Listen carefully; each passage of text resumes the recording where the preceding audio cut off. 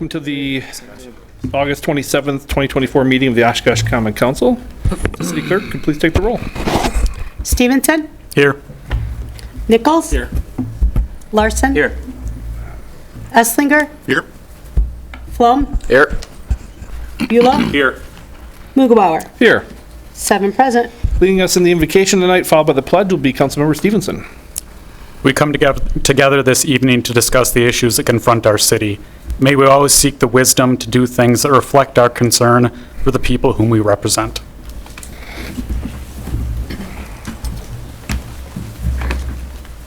I pledge allegiance to the flag of the United States of America and to the republic for which it stands, one nation, under God, indivisible, with liberty and justice for all. Thank you, Councilmember Stevenson. First up tonight, we have a workshop, in-council workshop. This is regarding the contract for EMS services outside the city and the impact on the need for a 4th ambulance unit.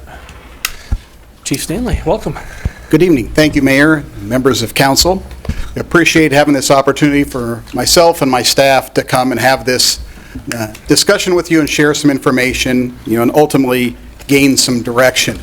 That after our previous workshop, there was a lot of questions that came out about the ambulance agreement, that as we enter the budget stretch, to finalize budgets and start presenting that to you, as well as some contractual obligations, that felt it's really important to have this discussion, and be beneficial for council to gain more insight, for us to provide more information, and to give us some direction. So, I've only got 300 slides to go through, so I'll get through those pretty quick. But in all seriousness, I know you've seen those in your packet. Provided a hard copy for you there as well. I'll pretty much just hit the tip of the waves as we go through here. And at any point, certainly we're available for questions.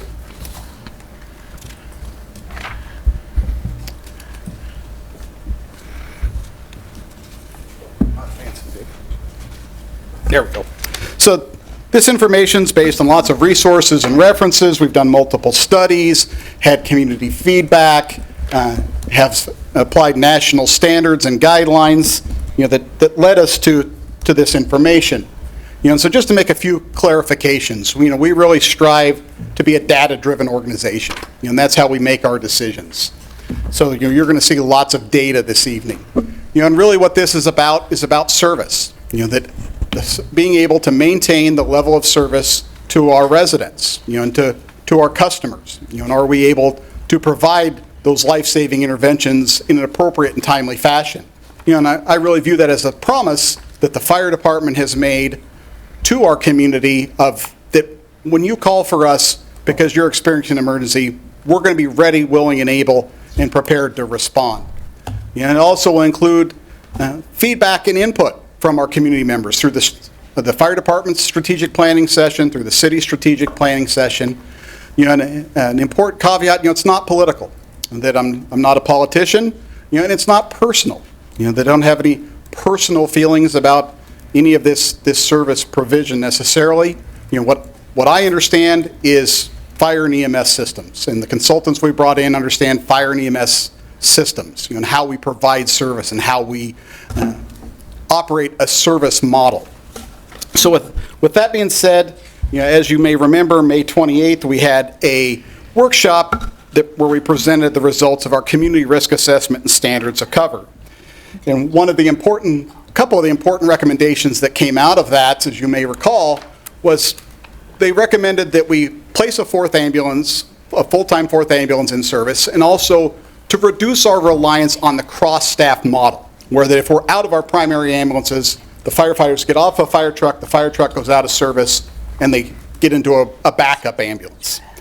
So as we looked at different ways to do that, we thought about, again, what is that service, what is that promise? The Oshkosh Fire Department enjoys the ISO rating of 1, highest rating that's available, one of few in the nation that has that. We're also awarded the 2022 EMS Service of the Year for the state of Wisconsin because of that level of service that we provide. And we're very conscientious about customer service and the customer experience. So we are always looking for feedback from the people that we partner with, we respond to, that we interact with, through public education, whatever it might be. We want to be customer-driven as well. So while EMS is 85% of what we do and is obviously very important, we have to balance that with our ability to respond to fires. Do we have the ability to put what's called an effective response force on the scene of a fire, that we have enough firefighters there to do the critical tasks that need to happen to extinguish the fire, prevent property loss, and save lives. Starting back in the mid-'70s, we got into the EMS business. As time went on, we expanded our scope and services to provide ALS care, started providing that at a larger level out into the townships.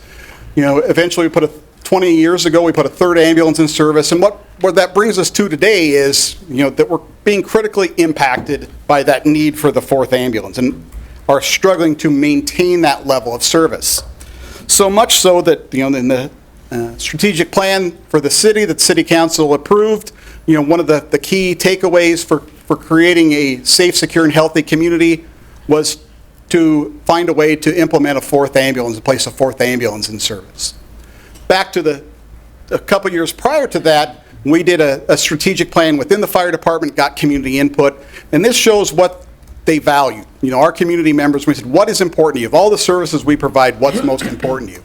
As you can see, the most important thing was emergency medical services, what we do the most of and what the most likely opportunity they have to utilize our services. Followed closely by fire protection.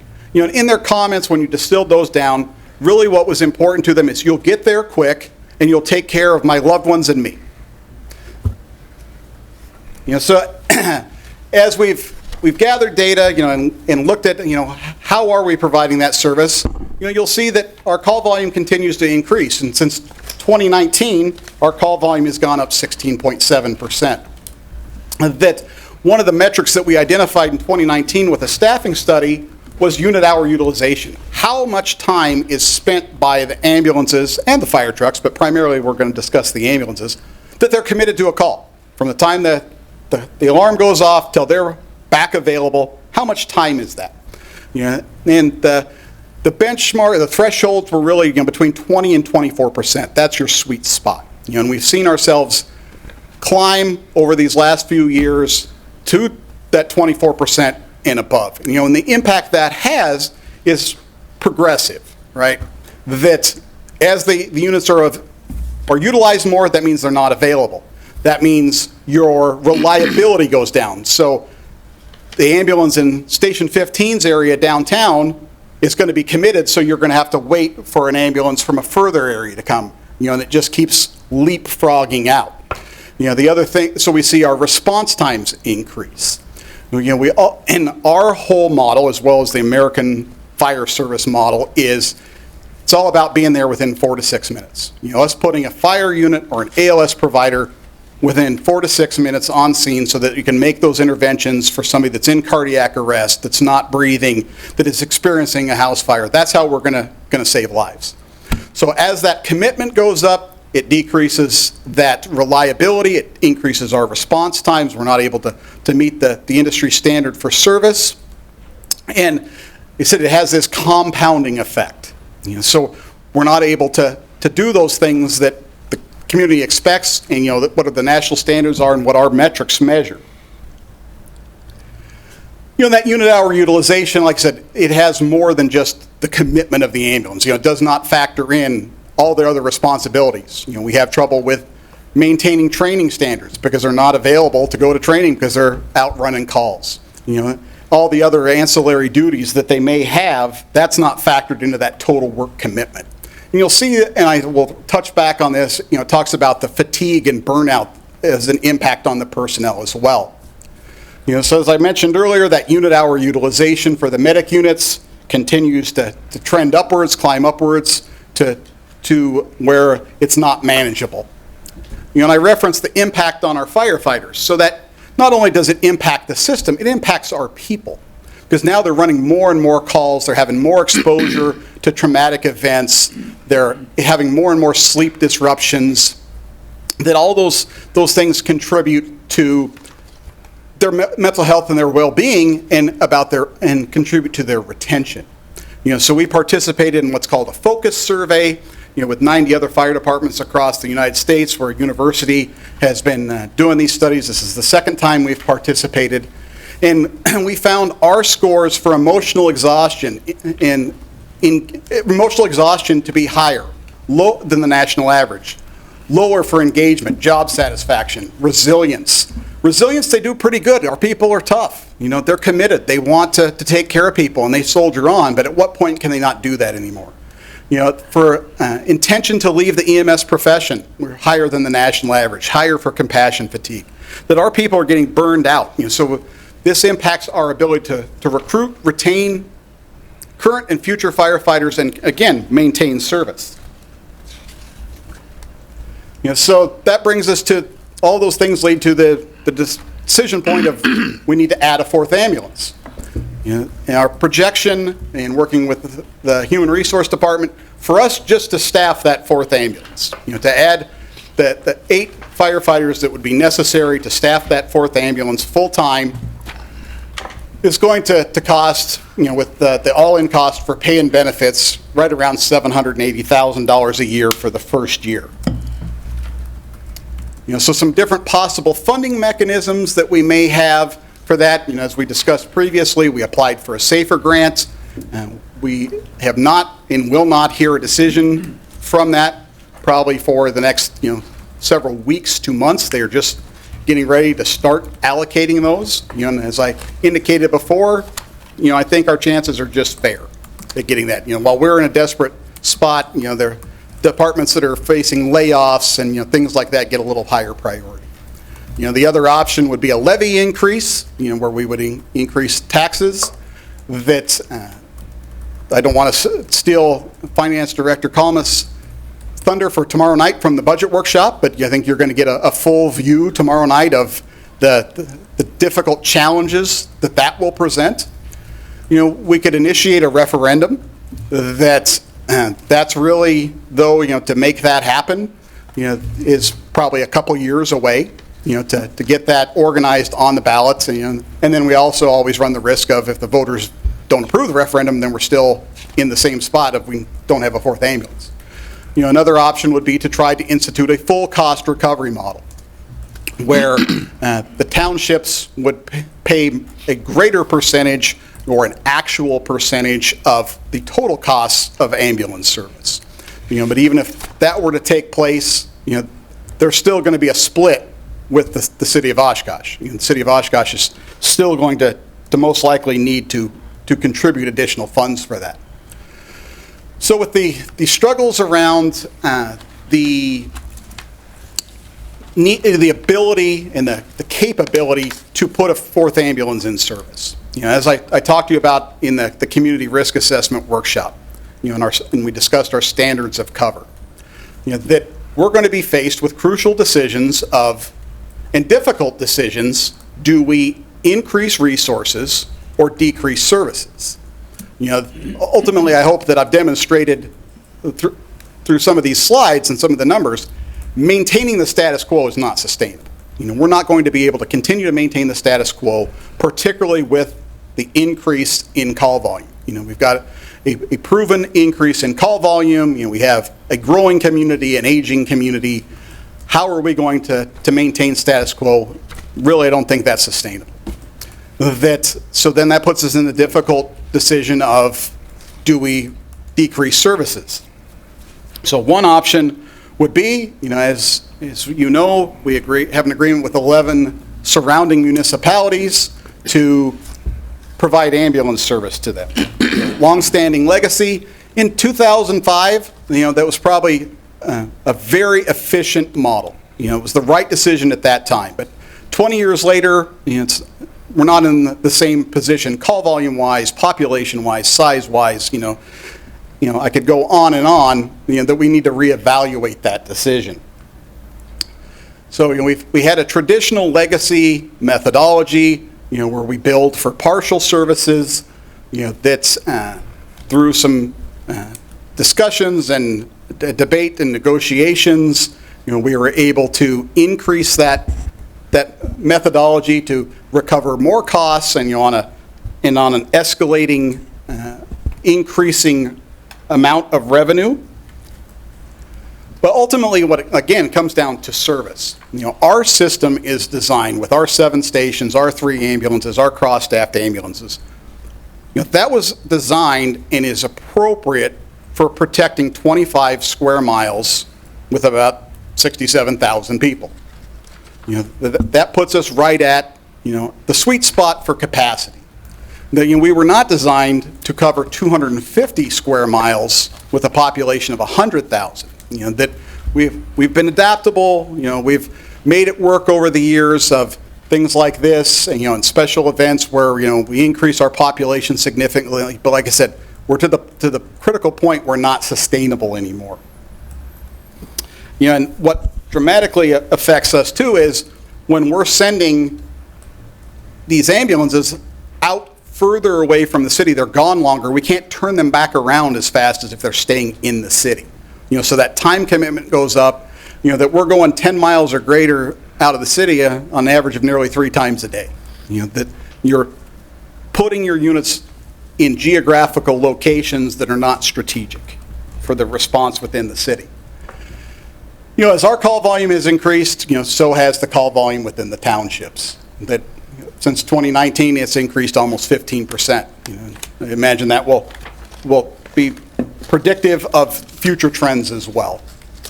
So you can see the average of about 17.3% of the department's total call volume is outside the city. And as I alluded to earlier, these further distances lead to longer commitment times, longer turnaround times. So rather than the average call in Oshkosh, we can flip them in about an hour or less. That as opposed to a call at the town of Utica is the extreme example of 2 hours and 15 minutes. That we're losing our resources for a long time. And that causes us to be over-reliant on that cross-staff model that I talked about earlier.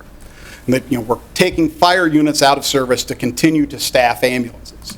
So you look at that trend of the total out-of-service time, and this is for the city of Oshkosh as well, but the total out-of-service time that we're taking fire apparatus, your fire trucks, out of service to staff ambulances, we're approaching 10 full 24-hour days, a week and a half. If I came to you and said, hey, I'm thinking about shutting down one of the stations for 10 days, I don't think that would sit well with council or the community. But in effect, that's what's happening. So now when someone has a fire, now, and again, that's the total throughout the year, but we're, as I said, 85% of what we do is EMS. We still have to balance, we're the fire department, that we put out fires, and we need to be there staffing fire trucks to put that fire out. So the Wisconsin Policy Forum, when we had them look at this, one of the conclusions they came to is, 2 years ago they said, you need a 4th ambulance. And if you were to get that 4th ambulance, we're already at capacity.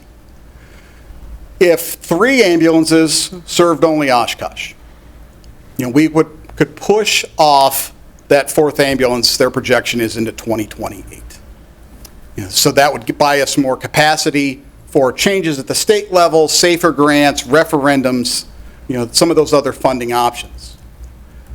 If 4 ambulance served all the communities, so if we put that 4th ambulance in place, say we're going to keep doing exactly what we're doing, but we're going to put a 4th ambulance in place. We'll be here in 2029 asking for a 5th. In contrast, what their projection was, if we put that 4th ambulance in place in 2028, we wouldn't need the 5th until 2038. Council has been here before. We did a staffing deployment study in 2019 where they said you either need to consider placing a 4th ambulance in service or you need to reevaluate doing interfacility transfers where you take patients from one hospital to the other. Council made the difficult decision of let's buy some capacity, let's push that down the road, let's discontinue providing that interfacility transfer. It wasn't a popular decision with the hospitals, but that gave us that increased timeline, and bought us more time for the 4th ambulance. And that's really where we're at today. That our possible options, that I would present to you, we could fund the 4th ambulance, to, approximately the tune of $782,000 for pay and benefits. We could ask the contracted municipalities to pay for that entire 4th ambulance. We could find potentially develop a full cost billing methodology where that cost is shared, like I talked about earlier, or we can discontinue providing ambulance services with the contracted municipalities. So I know that was kind of a lightning speed discussion through the slides, but want to be respectful of your time and also give you all plenty of time to ask us questions. So we're going to go Councilmember Flom and then Nichols second, but just before we do that, I want to make sure it's clear. In regards to this topic, I've requested a closed session following tomorrow night's budget workshop to make sure that we can maintain and discuss our bargaining options, our strategy parameters and terms related to the negotiation of our EMS contract with the surrounding municipalities. So I can't ask you, but I will just ask nicely that you tread carefully in coming up to that line so that we don't negatively impact our competitive bargaining position in whatever questions the chief or his staff can answer for you tonight. So with that, Councilmember Flom and then Councilmember Nichols. Thank you, Chief. A question for you regarding this. In similar municipalities of our size that have run into similar situations, such as Racine, Kenosha, Appleton, Fond du Lac as well, do their fire departments contract with the surrounding townships, or is that something that they have done, they have cut off, they've expanded? How have other municipalities in the state fared with this? Sure.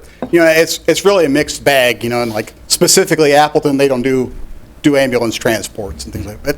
I'm seeing this, through my involvement with the state fire chiefs and national organizations, that the hub of the population group, the Oshkosh, the Eau Claires, the, others that you referenced, have a legacy and for many years have provided that service. But as costs have increased, call volume has increased, budgetary accountability and oversight has increased, they're saying it's not sustainable anymore.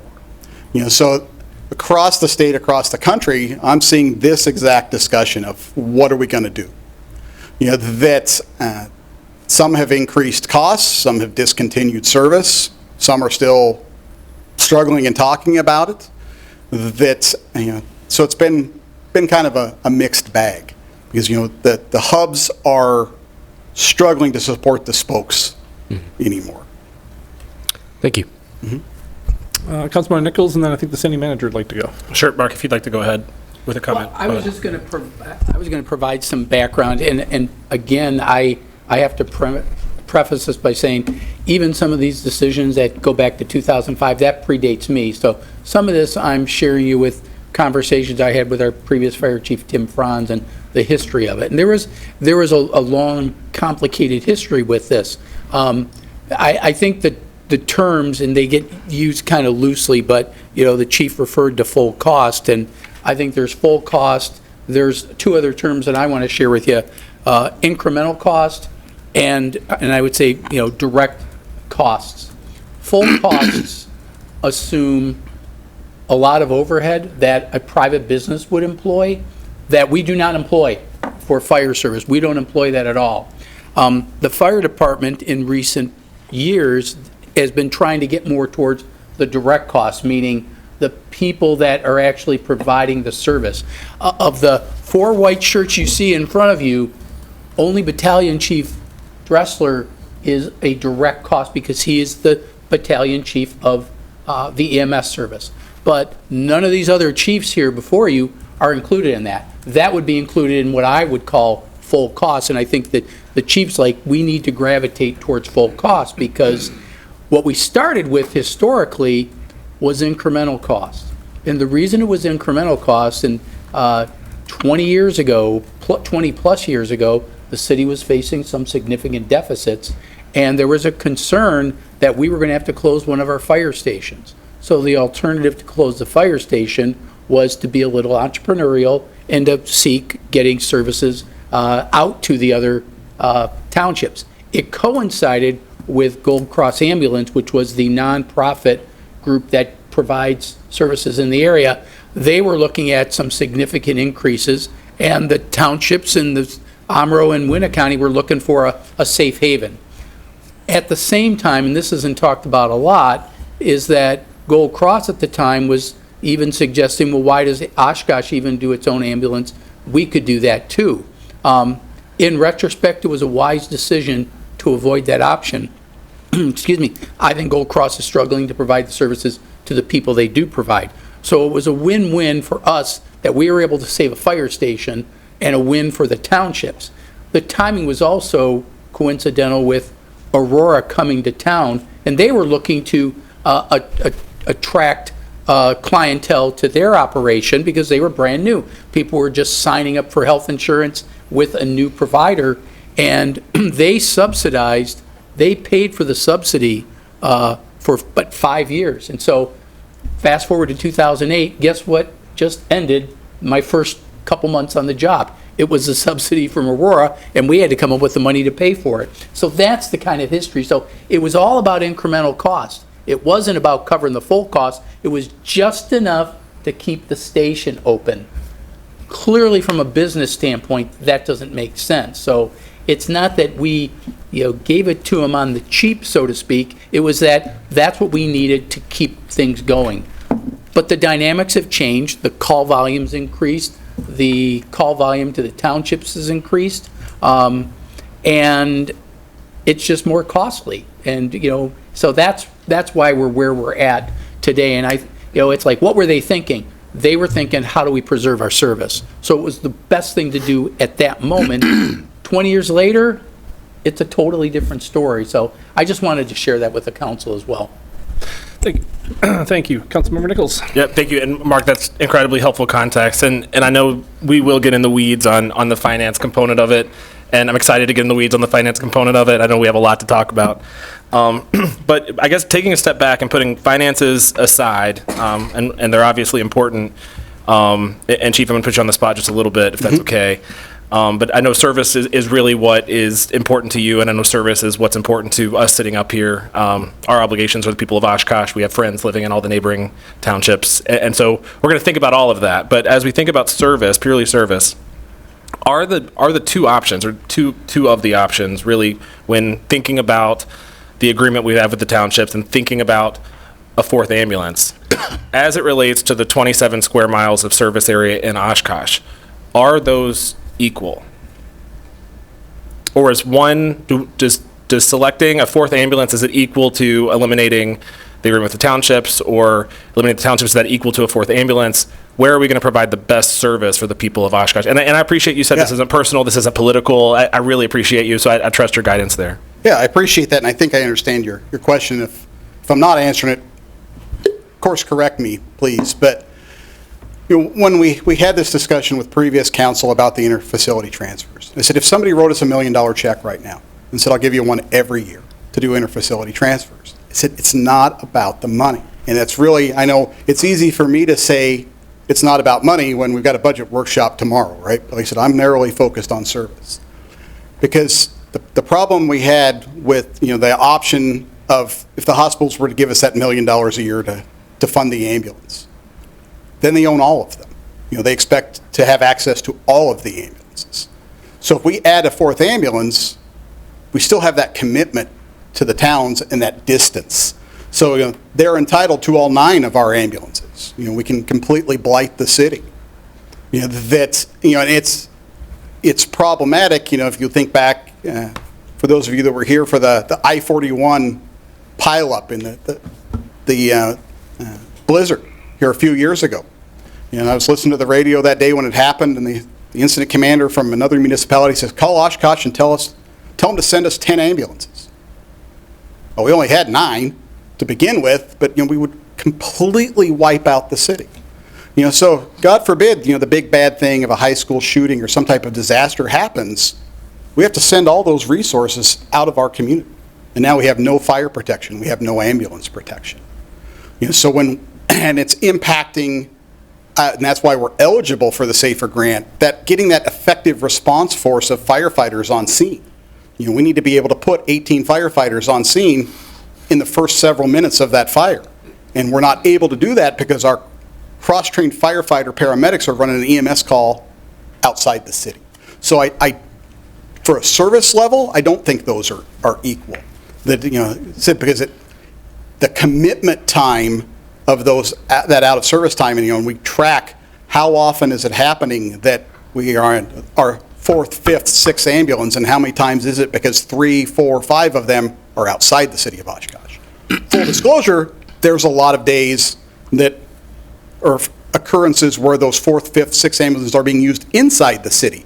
But that's how the system was designed to accommodate that with the cross staff.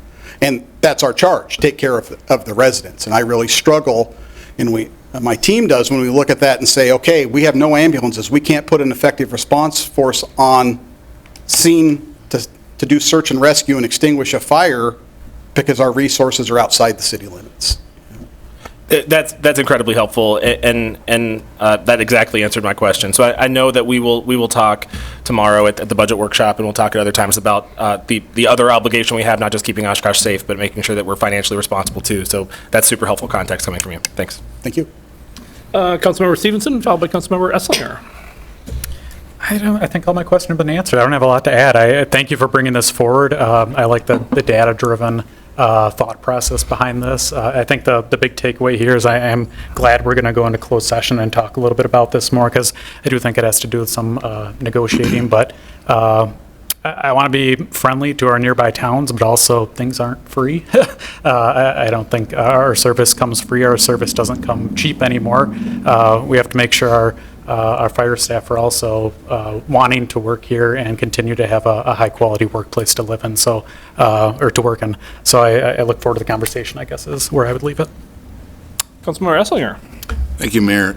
Chief, in your analysis, you're talking about different, I guess, funding mechanisms, arms, if you will, and one was a referendum. What year, in your opinion, is we should do this, implement this, this additional unit? The 4th ambulance unit Yeah. is 2 years overdue. It really should have happened in '22. So, I mean, that's why we're having some of these discussions now ahead of our budget workshops with you, that, full disclosure, we've submitted an enhancement request for 8 firefighter positions for next year, because we need to create that 4th ambulance. Obviously, the finance director, the city manager, will meet with us, discuss possibilities and what enhancements we move forward, and then, it may or may not come to council for a decision, but, we fully recognize the need for that ambulance next year. That's why we've submitted the enhancement and the SAFER grant application. So you'd like to essentially start this in 2025 then, right? Yes, sir. Okay, all right. Well, then that kind of throws out that part. I love to ask the residents their opinions on things, but I don't know.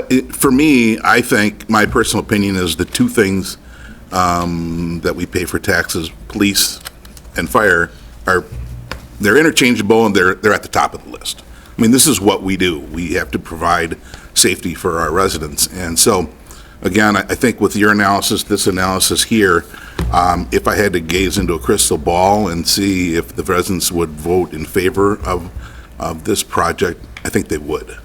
So while I like the referendum part, I could be completely wrong, but I think it would pass very favorably. So I respect your opinion. I think this is probably overdue, as you stated. If it costs more in taxes, I always complain about taxes, but if it's for something like this, then that's something I can cry about, and I'm relatively happy that I have to pay for it. So, I'm confident, I'm enthusiastic that maybe hopefully we can get together and get this going. Thank you. Thank you. City manager. Yeah, as the mayor suggested and cautioned us, we don't want to get into the weeds on some of the contractual issues, but, in terms of the possible options, I think just for you to keep reflecting on before we go to closed session tomorrow, the discontinuing the ambulance services with the contracted municipalities would have a fiscal impact of $650,000, because Next year, we're anticipating, because we've increased that cost, and several of you have talked to me and said, I got concerns that we're not collecting enough, and your concerns are correct. We're going to be collecting about $300,000, but we also collect about $350,000 in ambulance fee charges. So the negative impact, if we were to drop the service, would be a negative impact of $650,000. Now, that would provide all the relief that the chief talks about, but it would come at a cost of $650,000. As we ramp up that cost, and I'm just kind of giving a rough number about where the number would go, but that would increase to about $725,000 the following year, and roughly $800,000. About $75,000, I think, will get extra from the community. So, and that's an estimate, not a rock solid one, but then you're getting close to what the annual cost currently is. So just think about those things. There's costs and benefits to each option here. But as the chief said, even if we could, magically get the fourth ambulance, in a few years, we're going to need another one.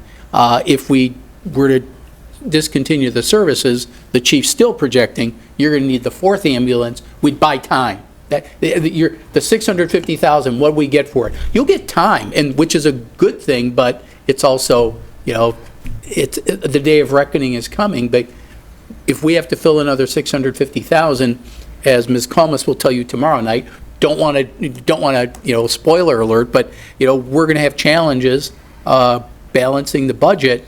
Adding another $650 isn't going to help, and so I just leave that with you.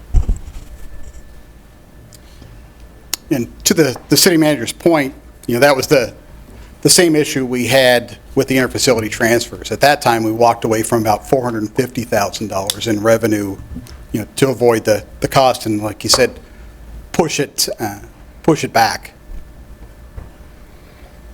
Chief, just a brief, small question or two, and then just a thought or two on the topic.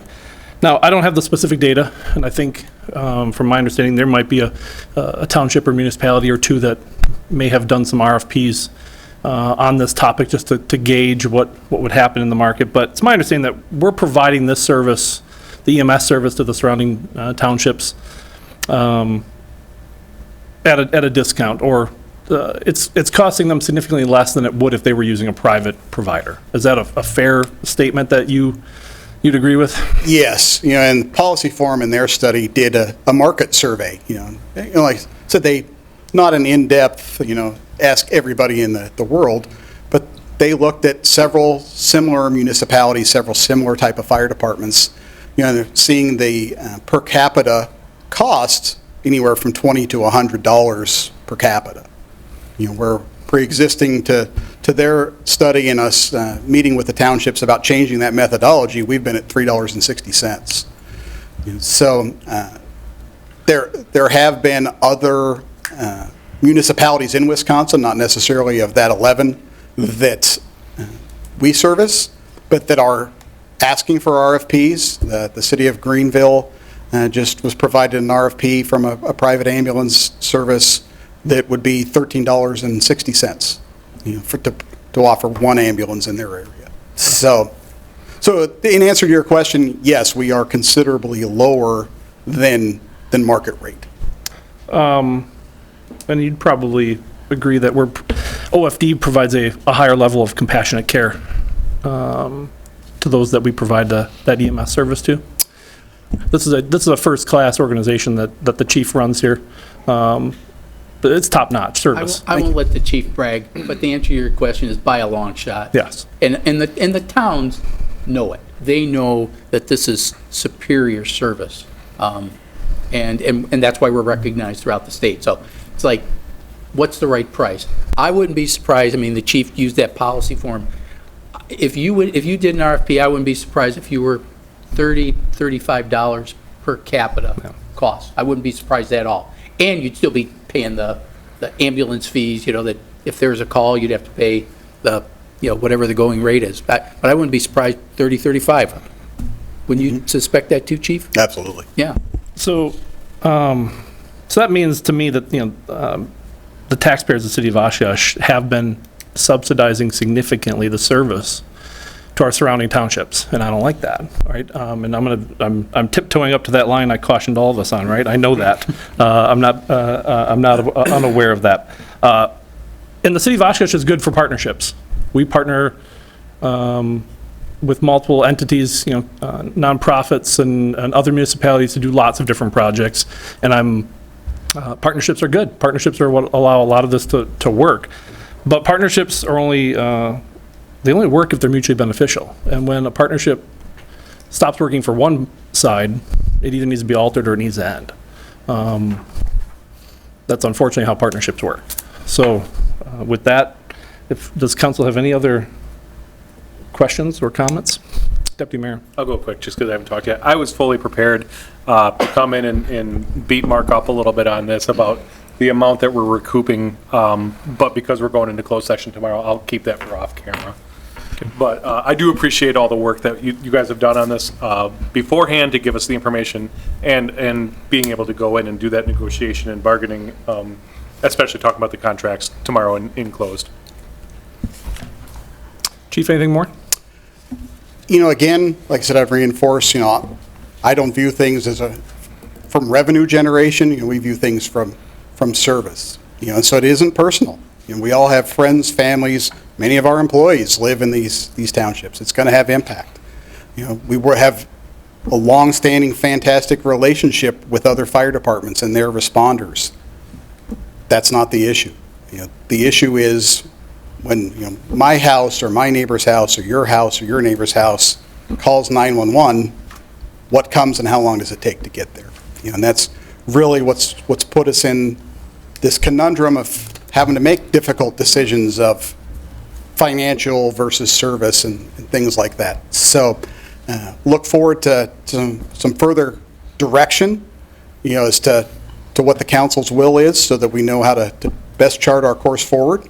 I very much appreciate the time and the opportunity for us to come and have this discussion. If you have more questions between now and tomorrow night in your closed session, please don't hesitate to reach out to us, and we'll do the best we can to answer. So, thank you. Thank you, Chief. Next up, we actually have two presentations. First one, review of 2023 annual comprehensive financial report by our external auditor, Kerber Rose. Finance Director. I was just going to introduce, this is Greg Patel from Kerber Rose. So I handed out the ACFR for those of you that wanted a paper copy. It is also on the city website, but otherwise here is Greg.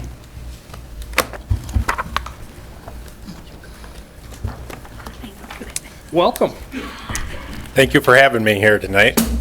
I put together some slides to summarize the audit results, which I'll start with first, and then I'll touch on a few financial observations. And if you have any questions, feel free to stop me along the way, or I can take your questions at the end as well.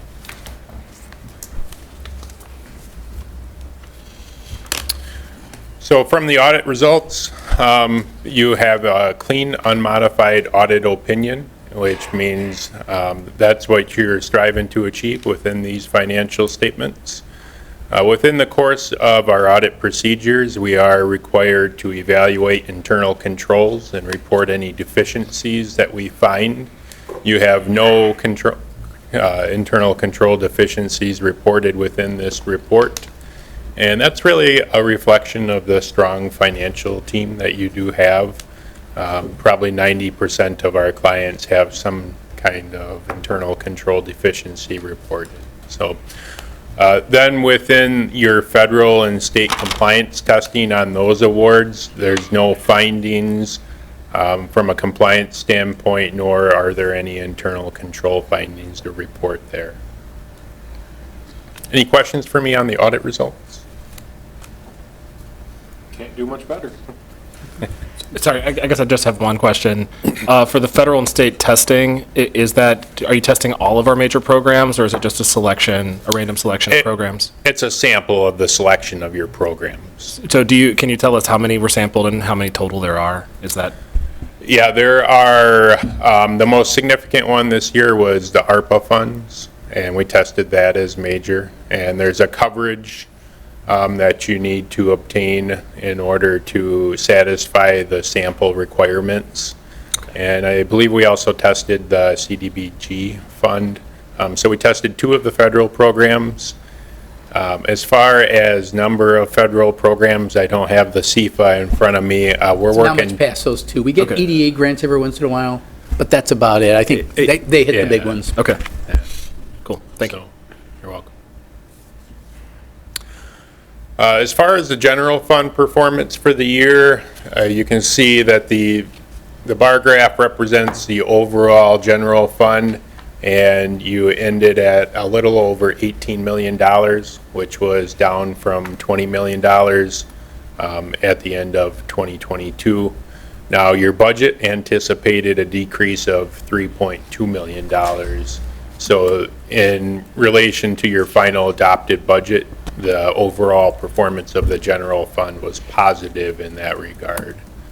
And you can see from the component standpoint, the most significant balance is your unassigned general fund balance, which is 98% of the overall general fund balance. And we key on that performance or that unassigned fund balance because that really represents current financial resources available to start your 24 fiscal year. And we usually, take that as a percentage of your general fund expenditures. And anything from 20 to 30% is considered good from both a cash flow and a bond rating standpoint. Anything above 30% is considered excellent. So I always like to take a 5-year look back and see where you've been, where you're headed here. And you can see that you've been above that 30% threshold for the past 5 years. So at the end of, it's a snapshot in time as of December 31st, 2023. I would say the general fund is in good health as of that point in time.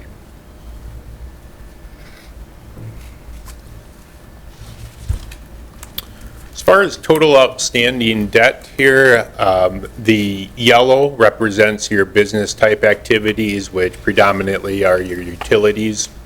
And the darker blue represents governmental activities, and the light blue represents the combination of overall debt outstanding at the end of the year. And you can see that's just a little over $350 million. So what does that mean? There's no magic number in my estimation in terms of what's a good amount of debt to have or not have. We can see it from a trend standpoint as a percent, the debt service, which is principal and interest, as a percent of your general fund expenditures over the past 5 years. And so you can see 2020 and 2021, you were a tick above 50% there, and the past 2 years you've been below 40%. Now, there's no magic percentage number there because as long as you're getting a return on investment for the debt that you've invested, then that's okay. I think it's just useful to kind of understand where you've been from a historical perspective.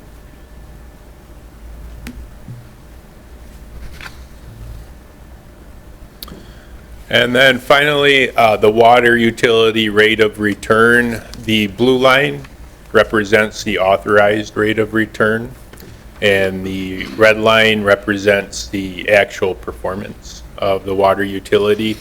Now, you had new rates that went into effect on June 1st of 2023, so the 2023 fiscal year didn't represent a full year of those new rates. And so you can see, even with just over a half year of the new rates, that the rate of return increased, not a full percentage point, but about 0.8% from the previous year. And so I would expect in 2024, with a full year of those new rates, that that rate of return would be even higher than the 23 rate of return.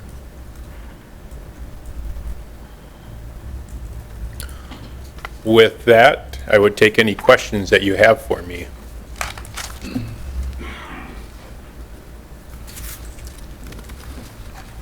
I hear silence. That's what I hear. I don't see any questions from council. Looks like it's going through the, kind of the executive summary. No deficiencies were found or noted. Staff was professional and responsive, as we would expect, and that, in general, that was a healthy and good audit for the city of Oshkosh. Is that a fair statement? I would agree with you there. Sounds Yes. good. I think that would be it. Appreciate the time, and thank you very much. Thank you. Thanks, Greg.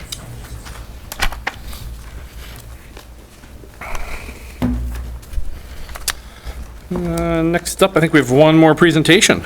It's a top-heavy meeting tonight. We've got presentation of parking policy analysis and recommendation from the Transportation Committee. Director Collins. Well, good evening. I'll try to keep this rather short. However, you did get a comprehensive policy analysis paper that's in your packets. And then we'll provide a copy of these slides after tonight. So if you're interested in that, you can go back and look at them. So what we did is, based on council's direction, probably, I don't know, maybe 2 months ago, there was some interest in looking at the city's parking policies. And specifically, the initial request was to look at the overnight parking. So I'll kind of go over this PowerPoint and then can attempt to answer any questions. So we presented this to the Transportation Committee at their last month's meeting. So at the end, then I'll get to their recommendations. So Jesse Belcom, who's our management analyst, put together the paper that you got, and then this is kind of a summary of that. So based on that, currently the status of the overnight parking in the city, just want to go ahead of slide, is that overnight parking is prohibited anywhere in the city from 2 a.m. to 5 a.m. There are some exceptions, so there's a ways around that. One is the police department could grant you special permission on a temporary basis, and there are some rules that go with that. However, I know they're pretty accommodating, so that would be like if you had guests or something of that nature, you could call and get special permission to park for a few nights. There's also some exceptions that are made for if your road's under construction. Obviously, we work with you there. The other option is you could buy a permit that would allow you to park overnight, and you can get those permits if parking is allowed on both sides of the street. And then you have to follow the opposite side regulations, and then obviously follow snow emergencies and things like that. And then large vehicles like trucks and tractor trailers, things like that, that is not eligible for those special parking privileges. So this just gives you a little bit of information. If you go to the police department's website, it gives you information about how you could obtain either special permission and or obtain a permit. Special permission, you can do that by calling the non-emergency line, and or you could do it online. Again, and that's just some of the general rules. Again, just more information on how you could do that online. So then we looked at some peer communities to see what their policies were. And we're starting with the on-street parking, like I mentioned. The regulations are pretty much, they're not very consistent. They're all over the board based on whatever that community's preferences are. I would say that Oshkosh is probably the most similar to Appleton. Theirs are pretty similar to our policies. The difference is we do have permits available, they do not. So they're a little more restrictive than we are. And then there's other communities that have a wide variety of different policies. Neenah's more of a hybrid. They look at it more on a seasonal basis. And then you can look at some of the other stuff that's in your packet. I'm not going to go into all the details because we'd be here for a while, but you can look at that at your own leisure. But that's kind of, you can look and see what other communities are doing, and it is really based on communities' preferences. There's a wide variety of ways to tackle this issue. This is a little more information about the types of permits. You can get a monthly permit of $10 a month, and again, you can get that from the police department, and you can also get it prorated. You could get an annual permit from the police department, or for college students mostly, you can get the 9-month permit, and the 9-month permit is mostly available in the university area, for obvious reasons. It correlates with the school year. And then there was also some interest to look at city parking lots. So city parking lots now, again, that parking is prohibited from 2 a.m. to 5 a.m. unless you have a permit or a lease. So there are a number of different options for that as well. You could get a permit, and that would allow you to park in those stalls, or you could lease a stall, and that would also allow you to park in those stalls. The permit is more of a, I'll call it like a hunting permit. You can park in any space in any permitted stall in any parking lot, whereas a lease you're assigned a specific space. And we just started offering more of those lease spaces, as you're aware, a couple months ago. So those are some options for overnight parking. If you just needed parking for a day, you could get a permit for $1.50 to park in those permit spaces, and then there's also free hourly, well, most of it's 2 hourly parking where you could park in stalls for 2 hours for free. Again, this is similar to the on-street parking. We looked at a number of different peer cities. The management of off-street parking varies widely from community to community. The vast majority of communities have paid parking. That is, we are a little bit unique in that we have free off-street parking in our lots. We also have free on-street parking on Main Street as well. But there's a number of different thoughts on what policies make sense for that community, and there's a number of different apps and vendors that take care of the paid portion of the parking. So the parking policies, what do they impact? Well, they impact obviously the citizens and visitors to the city, but they also impact city operations.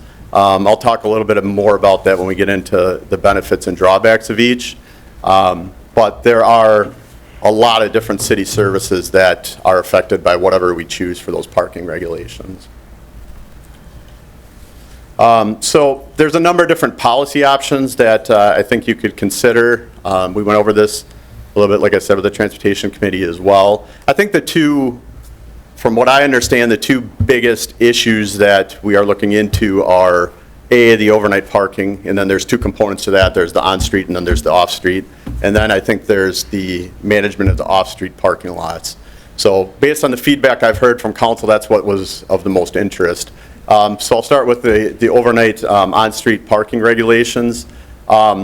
We could continue like we have been with the no on-street overnight parking. That is the most efficient and effective for city operations. That allows for snow plowing, street sweeping, and those services. It also allows for rapid response. I know Chief Stanley was just talking about public safety. So when we get parking concerns, that's one of the things I often hear is, well, how are the ambulances and the fire trucks going to get to us if there's an emergency, if there's cars parked on both sides of the street? There's also for police, obviously, it makes their response a little easier. There's a perceived level of cleanliness and safety. Whether it's real or not, it's debatable, but there is that perceived level. And then there's obviously a revenue component that goes with both the issuing of permits and then the enforcement of those regulations. The downside to that is that people that want to park on the street, they do have to get a permit or get permission. A couple other alternatives are alternate side on street parking, and that is where you could get permission based on the day of the week to park on one side or the other. The difficulty in that is that its enforcement's a little more difficult, it's a little more confusing for people, and the city operations are impacted. But it would still allow access better than if there were unlimited parking, and that would allow for parking year-round. We could do no on-street overnight parking certain times of the year. That would be like the Neenah model where they restrict it in the winter months. You're going to see kind of the benefits are similar as well as some of the drawbacks, but that would be the consistency issue. It would impact city operations part of the year and obviously the public safety part of the year, but it would allow the parking. You could look at no overnight parking on certain days of the week. That is an option that a few communities use. But again, it would limit the city operations, and it would have some other negative impacts as well with public safety, but it would be a regular schedule then, It'd be a bit confusing and it'd take a while to get used to, but it would allow some parking in a regular schedule. Or we could go unregulated and just allow overnight parking. That would allow the parking year-round, but it would have those negative consequences I discussed earlier. One other issue that I want to bring to your attention that our Public Works Department has looked into this a little bit as far as the stormwater quality management. And over the last, I don't know how many years, I'm assuming it's 10 or more maybe, the city has been improving the stormwater quality management throughout the city, and one of the ways they do that is by regular street sweeping operations.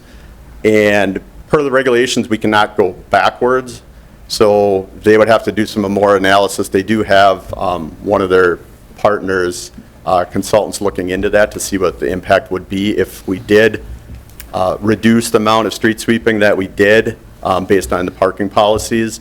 So that, I don't think, they have a preliminary report, it's not final yet, but that is something that needs to be considered as well. So this is just a little bit of input. As I know most of you are aware, just from emails you receive, and just imagine how many I receive and the police department receive based on the fraction that you get. Parking is very controversial, right? So whether you're talking to citizens, business owners, visitors, and it's based on their experience.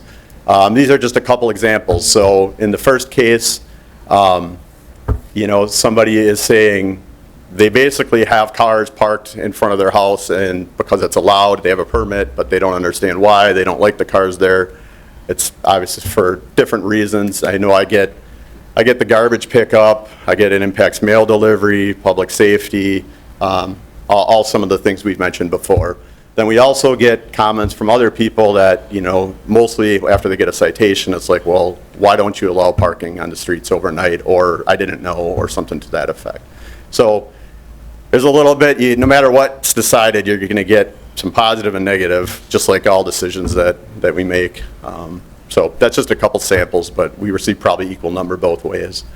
So we presented this information to the Transportation Committee, and basically they focused, and I think the focus was on two issues based on the feedback we've gotten.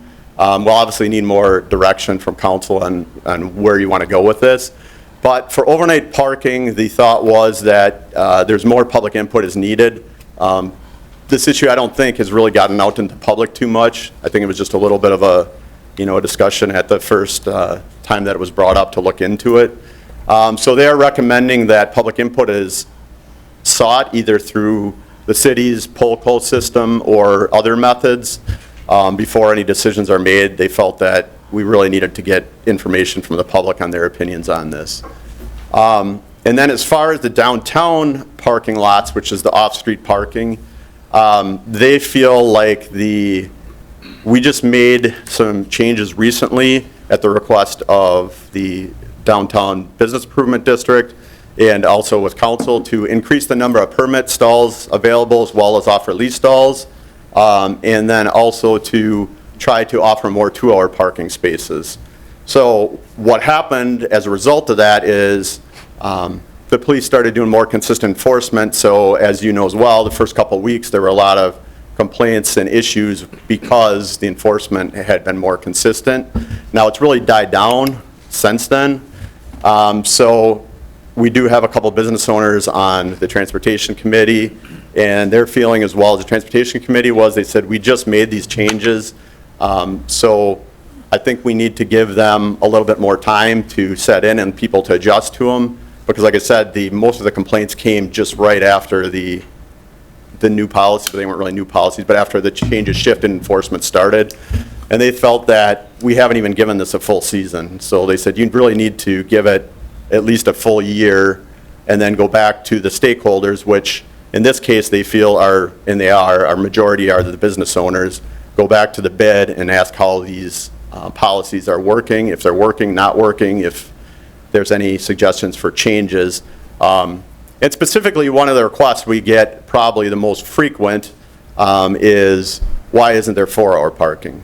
Well, there was 4-hour parking at one time, but the bid at one point in time and other business owners did not like that because what happened at that then was they're trying to free up parking for their customers, which I think is what most business owners want. But they had employees and employers that would park, and then they would go move their car at lunch, and then those spots were taken all day, so they, in effect, didn't have the customer parking that they would like.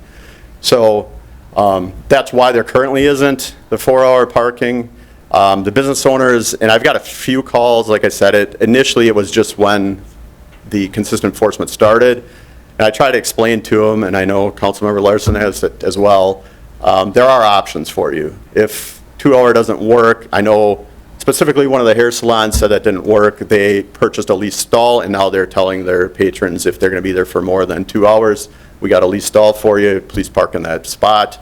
Another option is to purchase the daily permits, and then when you do have a client or a customer that needs more than 2 hours, you could give them that daily permit. It's $1.58 with tax. I know historically, the bid used to buy a lot of those daily permits and make them available to their members, but now it's available also to individual businesses, so that's an option for people that need more than 2 hours. And also there is quite a bit of on-street parking that is either unlimited or some of it's up to 4 hours. That's like a block off of the main corridor. So those are options as well. There's also some 4-hour parking off Oregon Street on the south side of the river that obviously would be available for those stakeholders there. So that's kind of where we ended with the Transportation Committee, and then they asked that we take those recommendations back to you. And that's where we need guidance on where you'd like to go from there. Their recommendations, like I said, were to get some more feedback on overnight parking and what people's preferences are. I know that Chief Smith has suggested as one method is, I believe they're planning on a meeting with some of the neighborhood associations that's coming up in the next month or so. He thought maybe I could come to that meeting and gauge some reactions and input from community members or from the neighborhood associations there, which I'm willing to do. And then also get this out on poll or whatever other methods we have and just kind of gauge opinion. Because I think there is a lot of diverse opinions. So with that, I'll answer any questions. Councilmember Stevenson's going to go first, followed by the Deputy Mayor.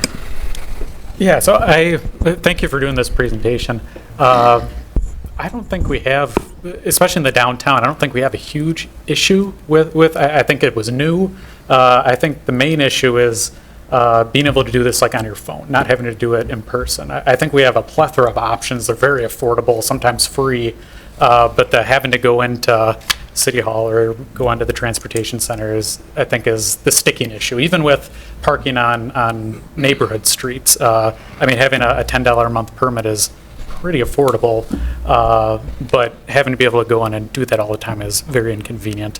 So I guess I'm all for getting public input if we wanted to look into changing some of these policies, go down that path, but I think the immediate response, at least in my mind, is I would really like to get some sort of platform that we can get this online service. I know I've been in Appleton. Appleton is much more restrictive than we are. I have to pay every time I park anywhere downtown. They use Passport. I know a few other cities in the state use Passport. So I guess that's where I think a lot of our solutions come from. Sure, and I'll actually, I'll let Finance Director Collins jump in if she'd like, but I do know that the city is looking at some different software options, and I'm assuming that'll be one of the things that's available. Yeah, it's kind of twofold. The city, for finance, we've been looking at credit cards options for accepting credit cards more citywide, and we've been looking at parking software. So the current parking software we've had a lot of challenges with, so we didn't want to step too far forward, not knowing what council was going to decide on this, but I do believe we have demos set up with Passport and a few other parking software vendors within the next 3 months, as a just in case nothing changes, we need to start looking at changing vendors possibly, because we have had a lot of issues with the current vendor. Sure. Deputy Mayor, followed by Councilmember Flom. Thank you, Director Collins. Thank you, Councilmember Stevenson, for getting us kicked off here. I only had a couple thoughts as you were going through here. Number one is I've used the Oshkosh Police Department site for requesting overnight parking many times, never more than 3 times in a month because that's the limit, but like, it is very, very easy to use and very friendly. And like what Councilmember Stevenson said, rolling that kind of ease to use process out for any of the parking is definitely nice. But it really struck me as I was, listening to your presentation. My partner and I and my family travel a lot, and I can't think of another community that we go to where we don't have to struggle to find parking or struggle to find paid, free parking. It is very much the norm where we're like, oh, wait, we have to scan this and pay a couple bucks to, get an ice cream cone here or something like that. So I think that's a huge feature of our downtown area, and I don't want to lose that, of not having to pay for every parking spot you get or anything like that. But I just wanted to call that out, that it is something that when you travel a lot to other cities, it is kind of a hassle that you constantly have to think about, okay, I'm gonna have to pay to go get lunch, I'll have to pay to go here. So I want to keep that, not doing that, I should say. Councilmember Floam, followed by Councilmember Larson. Thank you, Director Collins. I appreciate you coming up here. I know that all of us have gotten a broad number of opinions from residents regarding this issue, some downtown business owners as well. I've heard from a wide variety of opinions from residents for, why am I getting ticketed for parking outside my house on my street because I have a trailer in my driveway versus, my neighbor has 5 cars and only 3 people, and, I don't like that sitting outside of my house. So I think in terms of the parking outside of the central city, we are going to have to get more public input and feedback on that. Reaching out to the neighborhood associations is a great idea, and using items like Polco, I think, will be able to help us get a better temperature from the city in terms of where residents want to go, particularly in neighborhoods that are outside of the central city. So in terms of the downtown parking, one of the biggest complaints that I get from residents in regards to short-term permits, whether that be daily permits, monthly permits, weekly permits, what have you, is the lack of digitization. So I'm glad that the Finance Director Collins has said we can go ahead and take a look at that kind of stuff. Hopefully that can be ready by the time of the summer of 2025, hopefully sooner. That has been a chief complaint that a lot of people have had, is why can't I, buy a permit online? Why do I have to go to City Hall and can't even use a credit card for that? So that's something that I think we really do need to hone in on and fix. And then lastly, I would say in terms of the downtown communication regarding the fact that you can lease spaces, you can do daily permits. Do these business owners think the BID's done a good job with that? But I think that's something else that needs to be continued. I think it's more of a communication issue than a policy issue. That's just my 2 cents on it. So I appreciate the feedback from the committee, and hopefully we'll be able to get more feedback from the community. Thank you. Councilmember Larson. I'll echo a lot of the same. Thank you, Jim, for the presentation. This, obviously, you and I have talked about this for how many years? Many years? Probably since I started, Right. probably 10 and a half years. Yeah, a long time. So, and it's something that I'm passionate about because it affects me directly where I live, and I'm a bid board liaison now, not member anymore, which we'll get to in a little while. But I also agree, and I'll echo most of what everybody said. I think more feedback from the public on the non-lot, non-downtown stuff is valuable. We got lots of information on the overnight parts, and different people see it differently from where you live. And I know when we get there, it'll be fun to evaluate. I'm always struck by, and we talked about it on the pros and cons, so I'll just throw it out here for now. I know we're going to come back to it later once there's more information, but we're only talking about 2 a.m. to 5 a.m. When we talk about enforcement as a con in lots of this, do we really enforce for 3 hours every night for somebody to be overnight or not? And I struggle with that a little bit with the street sweepers as well, and we'll come back to it. I know that the street sweep by my house at 8 and 9 a.m., not at 2 a.m., but it's different things. So for later, I'm hopeful that we can do the downtown lots portion of this without waiting for a year, because the things we've been talking about are things that don't have anything to do with the most recent change. Jacob mentioned a bunch of them a minute ago. The complaints I hear the most is that you can't pay with a credit card. It should be easier to get in general. The one that came up a bunch that I didn't know about was if you get a permit, which we want people to get permits because that is where you want them to go, because then they're using the right space. It's per car, not per person, so you can't take it from one car to the next. If you have more than one or if somebody else is going downtown, that would be good to change as well. And there are a few more in there. I'm not going to belabor the whole conversation with it now, but I would hope that we could look at these 2 things more separately and address the easy ones that didn't constitute a recent change more rapidly than that. One of which you and I talked about at length, was giving your department the purview to allocate different amounts of leased versus permanent spaces per lot as needed. And that was just a misnomer when this was passed the first time, I think. So giving more control to you to make it better on an ongoing basis would help. So as we progress, hopefully we can do these 2 things separately. Yeah, and I think as far as the least and the 2-hour, I think that it'd make my job easier, but it's up to, what you want to do as far as the policy goes. In some regards, some regards it's a little more difficult as well, but we have tried to, and there'll be a couple items on one of the next Transportation Committee meeting where I'm attempting to correct a couple of those things.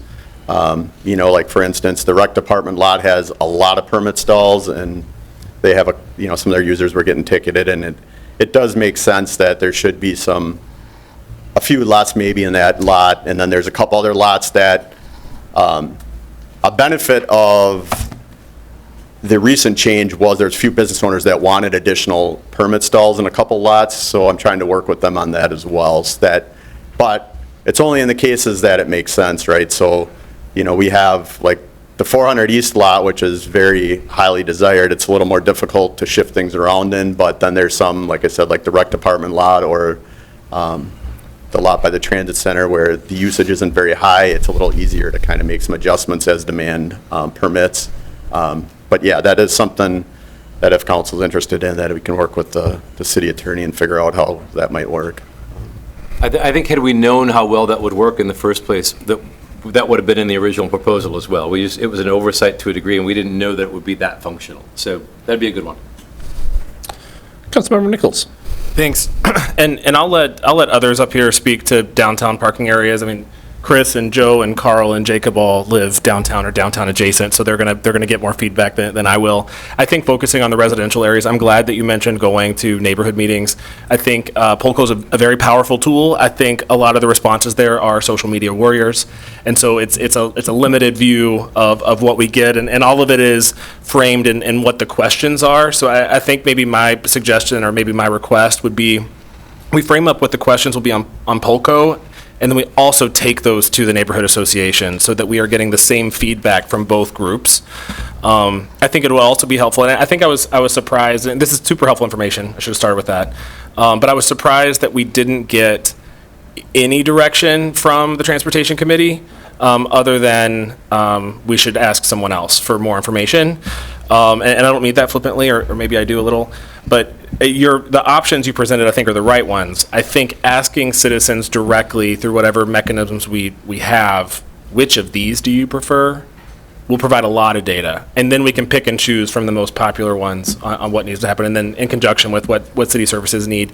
I will say that in every place I've lived, downtown has had different restrictions than residential areas.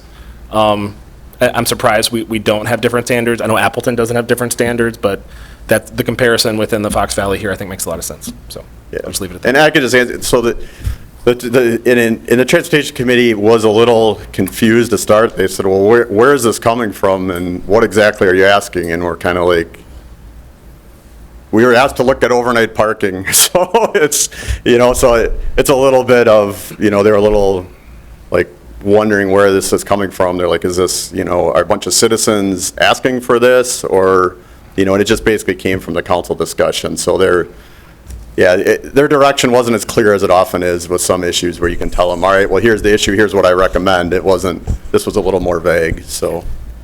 There were two, I'm not sure, Councilmember Usman, he's the liaison to the Transportation Committee. I'm going to pay for the statement now, aren't I, Paul? I'm keeping my mouth shut. So, Paul may have some, addition things to say from what the Transportation Committee said, but I think to TJ's point, we got to get that survey information. One of the things I think we're probably going to include in a survey is, where do you live? And try to get that down a little closer, because Polko says whether it's a resident or non-resident, which is super important because some people may be visiting and have one opinion and the residents may have another. But I think we need to drive it down and taking it to the neighborhood associations. You're going to have a more engaged group of people, and I think that's what you're kind of shooting for. It's like we want people who are paying attention to this issue and stuff like that. I'll defend Polko a little bit because I don't think it's necessarily warriors on social media, but we can take a look at that too and take a look at the demographic data and stuff like that.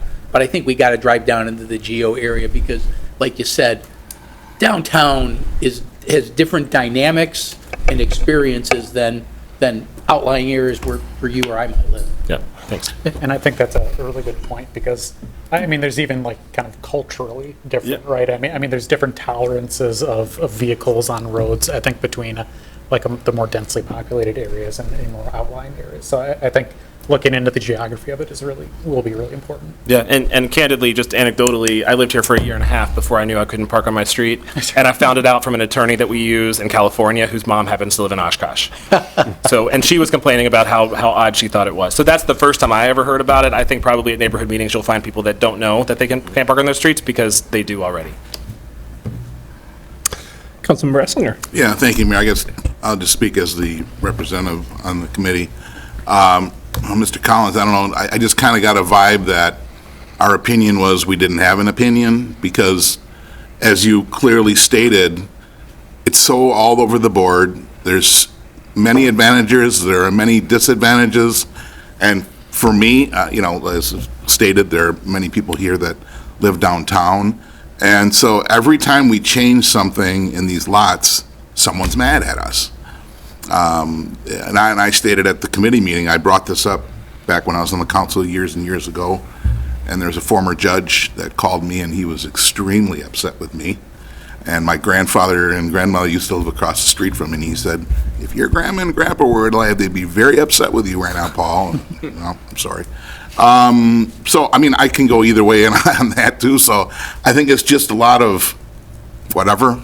If someone's upset, the councilman wants us to bring it forward and change it, we'll talk about it, and I'm sure we'd have some interesting discussions. Yeah, it's a controversial, but it's very fragmented issue. So it's, like I said, it's unique. Like the Transportation Committee is used to me bringing in a traffic issue with some analysis and making a recommendation, and then they either agree or disagree, whereas this, they're really, it's kind of, council's going to have to decide kind of where we want to go with this, so there's not really a clear decision that they could make at that time and say, all right, well, yep, we agree with your recommendation, we don't, because there really currently isn't a recommendation. It's like, here's the options, here's the pluses and minuses, and where does council want to go from there?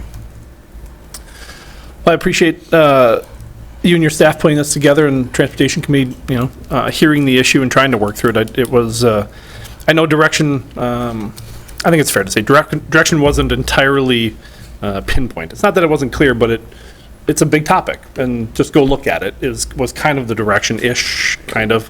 And there are some segments that I think we can look a little bit, look at sooner, to, I think, Councilmember Larson, Councilmember Nichols' point a little bit. There's competing interests, right? Especially in the downtown, especially in the bid. And so I like that, Transportation Committee suggested to us, give it a little time to make sure that, we've had a full cycle to see the impacts of it. I think the bid, with our partnership with the bid, not that they should be driving the change or driving this, but they are, an immense partner in what happens down there in the parking world. They have the ear of their membership down there, and the best interests at heart for their entire membership. Because as we've said, competing interests of different customer bases, how long they're going to stay down there, what their needs are, all those things, right? And then out into the residential areas. But I agree with a lot of the things council members have said. Moving towards an app-based system, and sounds like we're gonna get there. That would be great, and allowing it to help even in other spaces within our org would be great. But yeah, I think it's a slippery slope of jumping off this ledge a little bit on, because one or two, when we haven't heard from everybody. So the Polco survey, getting community input, the neighborhood associations would be huge. They are an engaged part of our community. All those things would be good things to get before we start pulling too many levers. And I heard technology mentioned a lot. That's independent, and Ms. Comas will be working on that in earnest. She's got a little thing called budget going on, but she's got people that can help. Okay.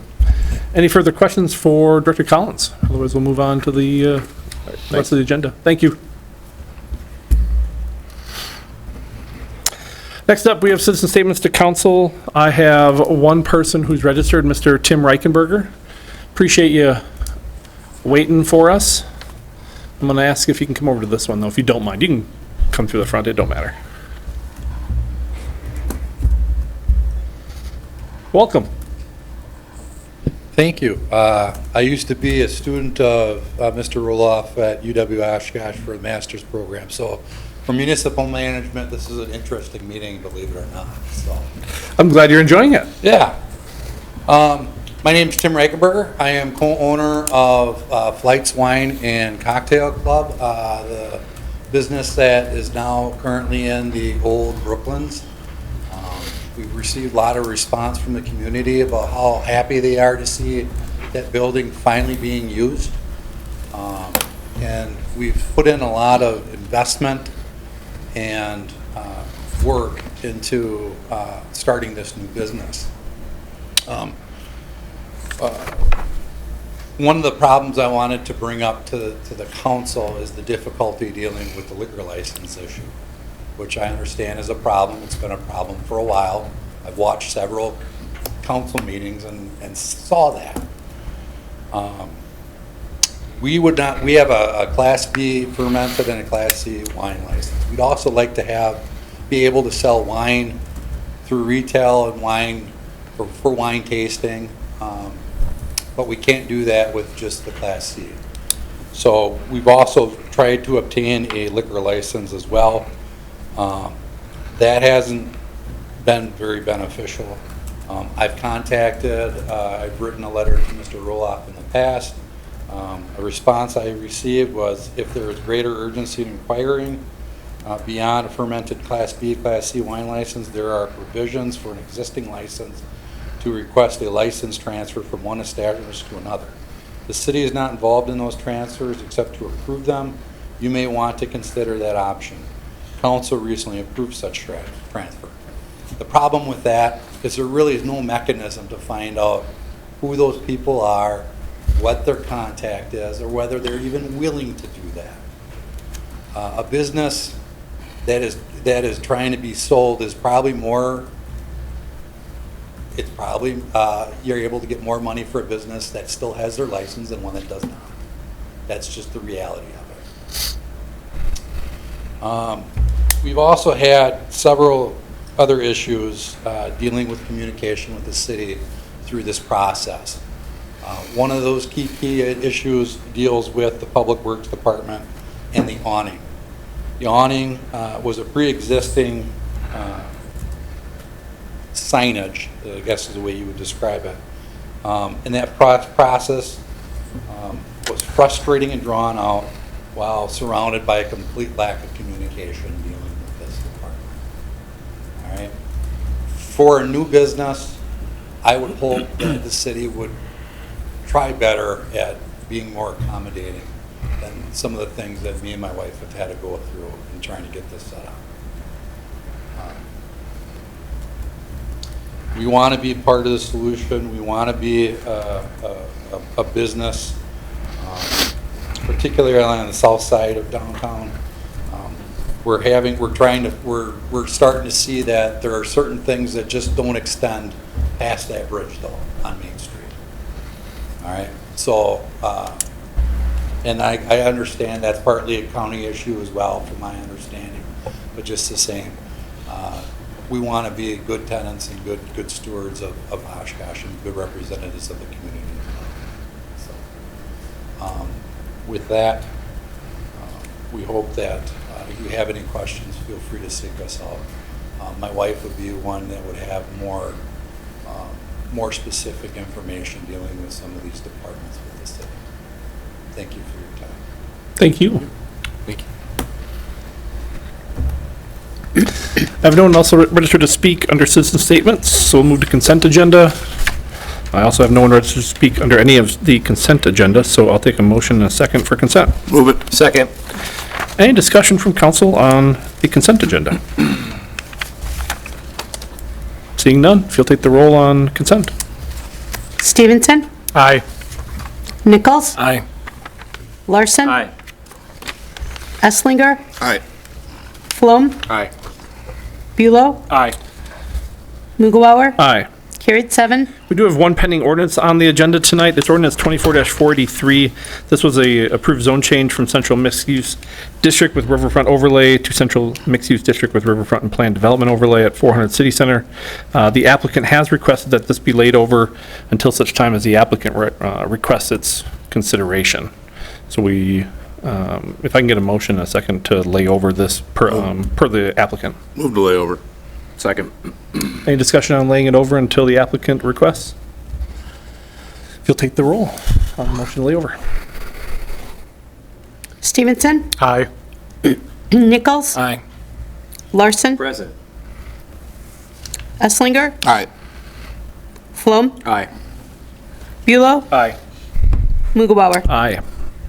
Carried 6, 1 present. We have 3 new ordinances with us this evening. No action is anticipated on any of them. We have ordinance 24-484, amend section 13-6 of the City of Oshkosh Municipal Code pertaining to fireworks, and amend sections 13-20 and create section 13-21 of the City of Oshkosh Municipal Code pertaining to penalties for violations of Chapter 13 for adult and juvenile offenders, and to specifically amend the forfeiture for violation of ordinances pertaining to the possession and use of fireworks. I have no one registered to speak. Councilmember Nichols. Thank you. Just a technical question, I think, for Attorney Lawrenson. Because this is an ordinance, if we were to amend it, would it then have to have a second reading with the amendment? Or can we amend it next week and vote on it next week? You can amend it next week and vote on it next week. Great. 2 weeks, sorry. Thank you. Next meeting. Deputy Mayor. I just wanted to say that, we're going to have this coming up before us, but I think all of us are in favor of having some more of a comprehensive fee schedule look at in the future.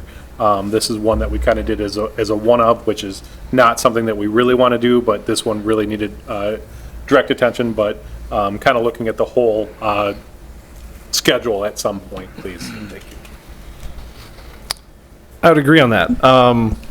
Unless somebody else wants to go on, I can save it, but I would agree. Even from within the memo to council, I find it interesting a little bit, the suggestion that we move to $1,000 fine for possession and lighting off of fireworks.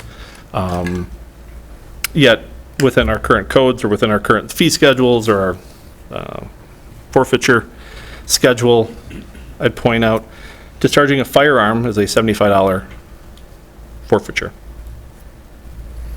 The one that gets me is the OWI first offense, which is a misdemeanor in the state of Wisconsin. That's a $300 charge. I'm not without caring, especially last council meeting, and the messages we've gotten and the neighborhood issues when it comes to the fireworks.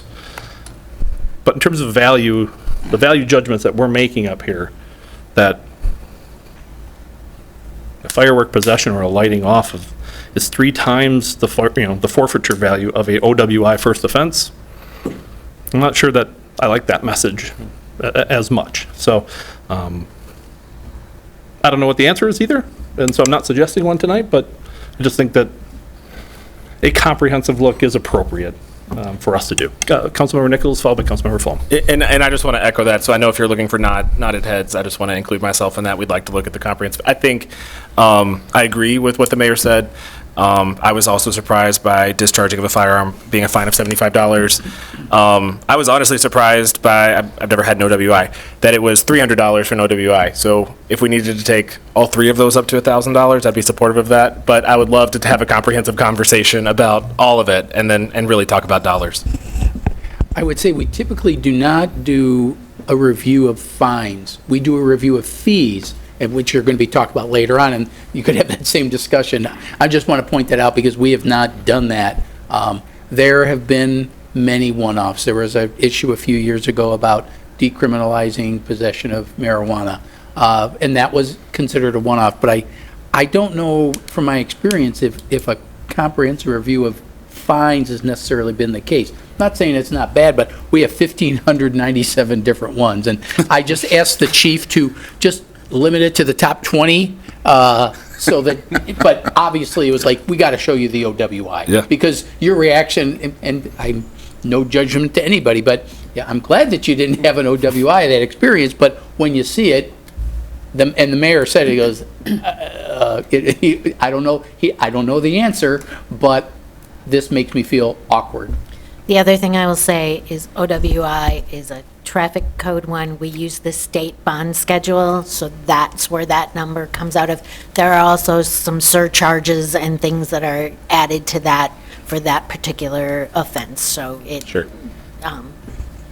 a little different than just an ordinance, a normal ordinance violation. And I think that's super helpful, both are super helpful context, and I think if we're going to review the fine, and if we've never done that before, it just might make sense, if it's been years and years since council's considered those numbers.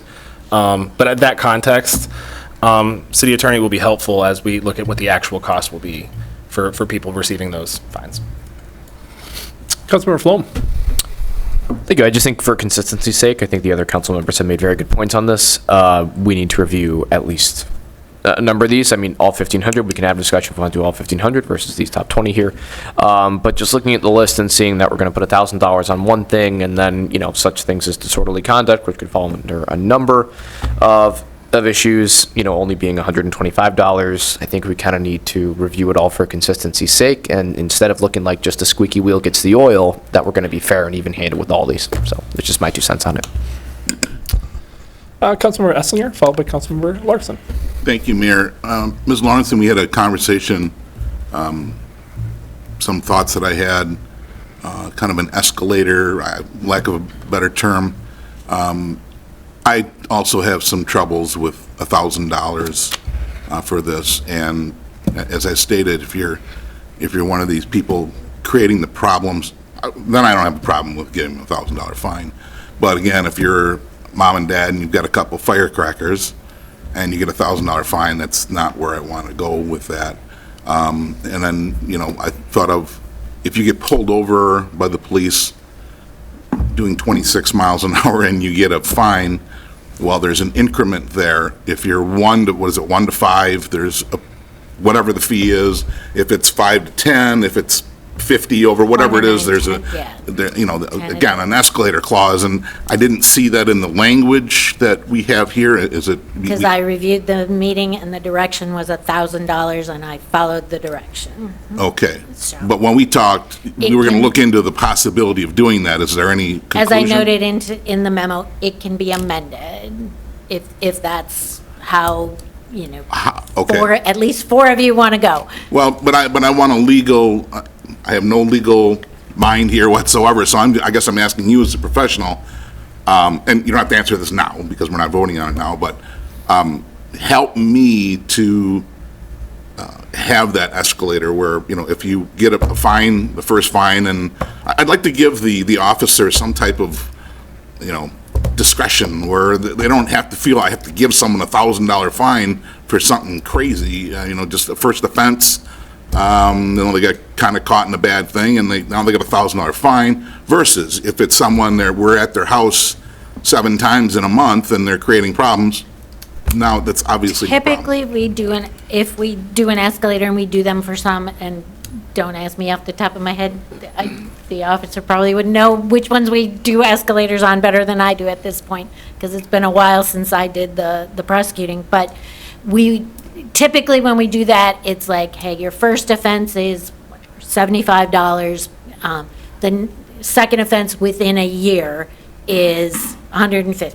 Third offense and higher is $250, or whatever the amounts are. That's typically how we've done them with other offenses. But again, I drafted based on the direction that was given at the meeting last time, which I wasn't at, but I did go back and watch. The advantage of 2 readings is that you can have this discussion and debate this very issue. Because, you have time to reflect on it. I mean, Chief.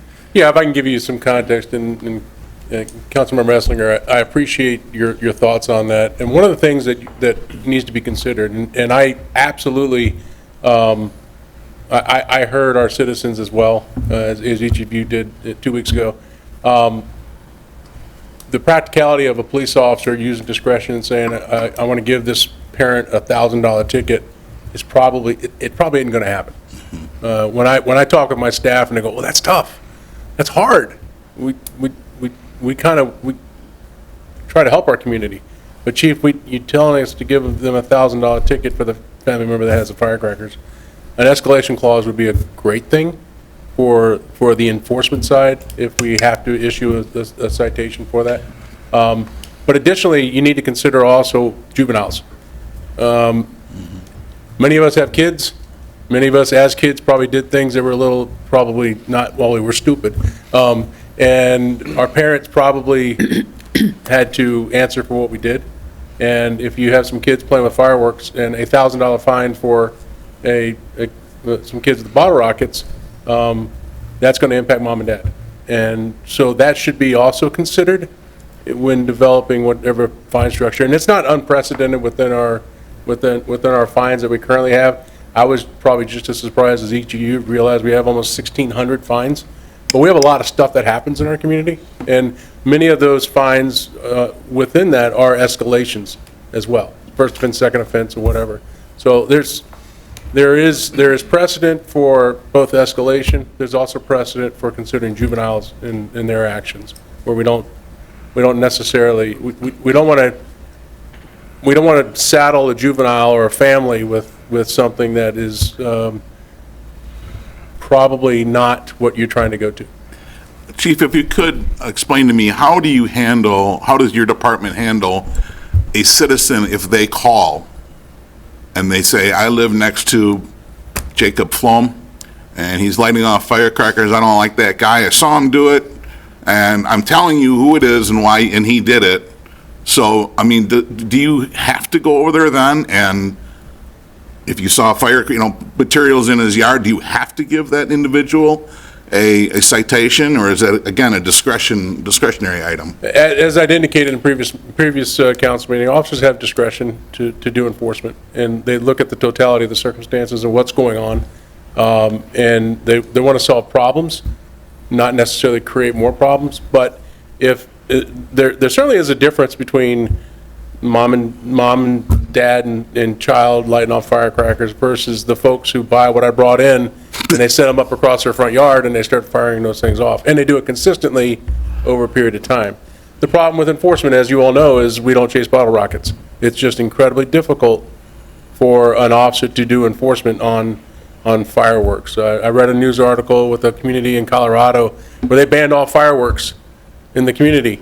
They had 340 fireworks calls for service with 0 enforcement actions taken. You just can't find them as they go off.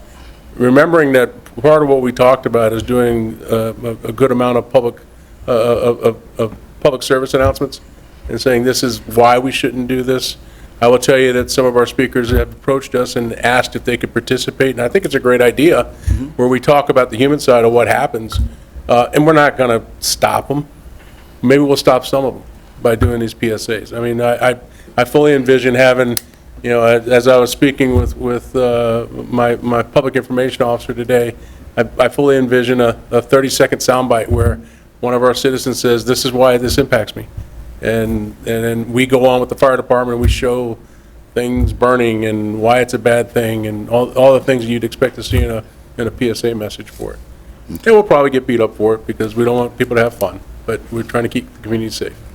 Okay. By the way, Jacob Plum's a pretty good guy. Didn't mean to pick on him like that. Except for the fireworks. Except for the fireworks, yeah. Councilmember Larson, followed by Councilmember Flom and his fireworks.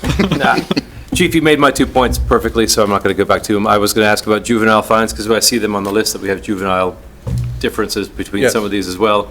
And I was going to ask exactly what you demonstrated. So I think we all share the same goal here in that having whatever the dollar amount is, be enough of a dollar amount that is a deterrent, and you can use tools like a PSA to go with the dollar amount to try and prevent some of this from happening where it shouldn't happen. I don't know if it should be $1,000 either, but I'm happy to hear that an escalator is an option and that you can help advise us on that, right? Yes. To a degree. Yes. Well, with the help of our city attorney. So next time we have the conversation, these are all great points. The other thing that struck me, and I've had a couple of fascinating conversations on the subject looking at the fines, the fireworks are really hard to enforce. We've talked about that, you and I talked about it before they got here. So the deterrent aspect is important, and some of these things, notwithstanding firing a gun off, because that is impactful to a neighborhood as well, but most of these things are individual to a place and a time in a specific geographic area, whereas the firework impacts, as we heard 2 weeks ago, neighborhoods at a time. So it is a different thing, and it should be considered slightly differently, I think, but I'm excited to discuss it more in 2 weeks. And there's also long-term considerations as well, as far as at the state level with fireworks laws and so forth, and the sale of fireworks. And don't lose sight of the fact that we have people right within our, right down the street that you can go and buy fireworks legally. Councilmember Flown, followed by the deputy mayor. So, notwithstanding the other fines and the review of those, I think we've all covered that here today. Just to echo that I am in favor of an escalator clause. I think that's important. The other thing, though, is that this is a deterrent. Ultimately, to your point, Chief, we're playing a game of whack-a-mole with this, and we're not always going to, find this, and then if somebody gets hit with an awfully big hammer, that may not be able to be something that they could afford. So this, in part, is a deterrent, and I think the PSA portion is going to be more impactful, and then also the fixes that may be required at the state level, which is beyond us here. Yeah. But just to remind people, especially in the public, that this is only part of that equation. This isn't the end-all, be-all. Deputy Mayor Buell. Thank you. And unlike Attorney Lawrenson, I didn't go back and watch it, so I don't remember who first said 1,000 first. It could have been me, it could have been somebody else. But I know when I was thinking of that number, I was fully thinking, because I think you presented the stat of about 40% of traffic stops you expect to get a ticket, using the person's discretion. Well, I would expect the same thing here, and when I supported the $1,000, that was what I had in mind. Hey, you see little Johnny walking around with firecrackers, you walk him home and have the conversation. This could cost you a fine of up to $1,000. We get to take out a full page ad if we want to that says possessing or using illegal fireworks could cost you up to $1,000. I didn't have any expectation that all of a sudden we're going to have officers, we're going to have brand new cars because we're for the police department because we're just fining everybody for fireworks. Nor can you even find them, but it's having that PSA, that communication, that that statement of value, and like Councilperson Larson said, this does affect an entire community, and I think we all said this last 2 weeks ago. If it was just the 4th, we'd look the other way. If it was just the 4th and 5th, yeah, we'd tolerate. But it is literally for months along, and so I am very much in favor of. Maybe it's heavy-handed, but of having that communication piece of being, yeah, this could really cost you, but then again, having the officers have discretion. So whether we do that with an escalator or just knowing that your officers are going to use discretion doesn't ruffle my feathers at all. But I want that $1,000 piece on the end of it for the communication. Councilmember Esslinger, followed by Councilmember Stevenson. Thank you, Mayor. Chief, I'm sure all 7 council members here value your opinion. This is your expertise. This is your profession. Could you help us, maybe, if you could do a memo and just say, Council, here's what I kind of suggest you would do. I don't want to, I actually kind of am putting the ball in your court, but I think your opinion, quite frankly, is probably more useful than our 7 combined. So if we're going to put something together, I'd kind of like to ask the expert what he or she feels is appropriate without making that decision by myself. If council wants that to occur, I'd certainly work with the city attorney on what's an appropriate fine structure for this to bring back to you.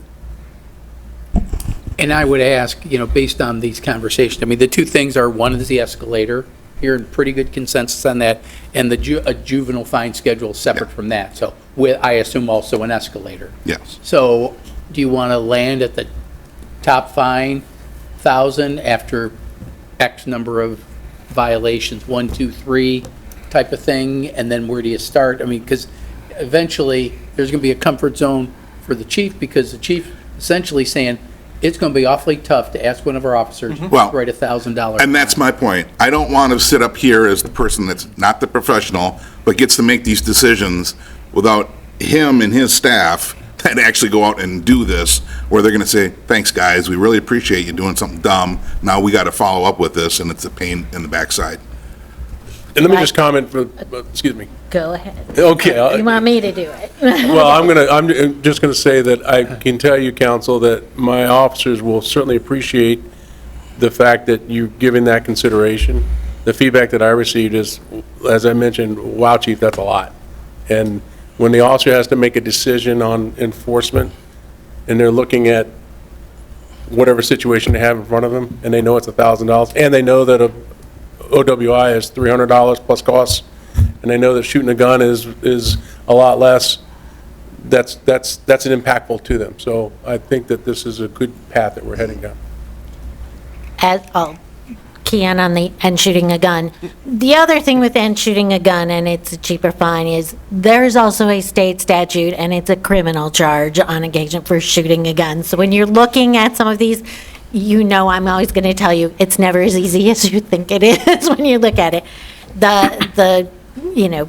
When we're looking at the forfeitures, I think if you can give us a little bit of an idea, I'm guessing, our usual start-off fine, at least at this point, and we can certainly review that, but is at that $75. I'm hearing we're going to start for first offense higher than that $75 amount. Can I look for nodding heads? For fireworks? For fireworks, yes. And then for the third offense, we want to end up at that 1,000, and you want the chief and I to just kind of talk that through a little bit. And for juveniles, we typically start at the 50, and same thing there. I'm assuming you do not want us to start at the 50. This is something that's, we want to start at a higher amount than that minimum. I can Now even I'm buy getting- 50 for the juveniles. I don't know Okay. how others feel. As long as the escalator is actually, because the parents also need to start doing something. Certainly. Right? Yeah. So they might be out $50, but by the next one, maybe they're going to be out $250, right? And it could be a tier of 3, it could be a tier of 5, it Yeah. could be, that's after we look at these things.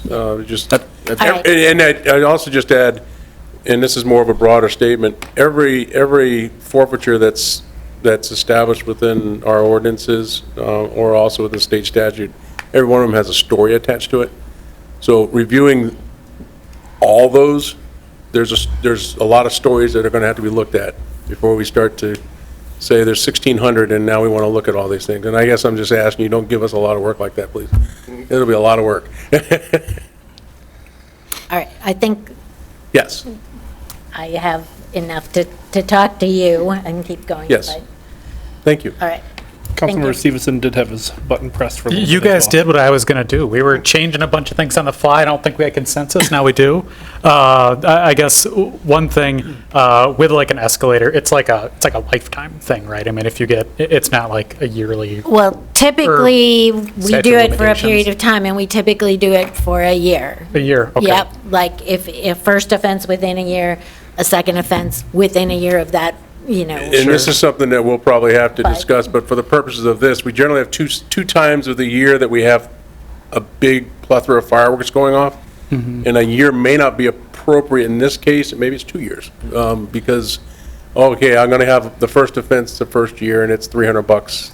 Well, next year it's another $300. And But it's usually not forever. it's not forever, yeah. We have to kind of refine what that looks like and taking everything into consideration along the way. And yeah, I guess I would advocate for it to be longer than a year in this instance, because like you said. I mean, Because of the timing. Yeah, Yep. yep. Is it typically a calendar year, or is it a 12 months from the first It's a offense? rolling. Okay. Yep.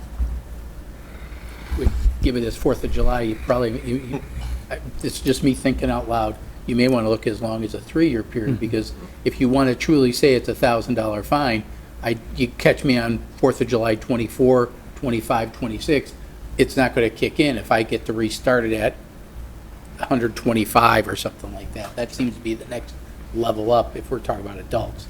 So 125, 5, 1,000.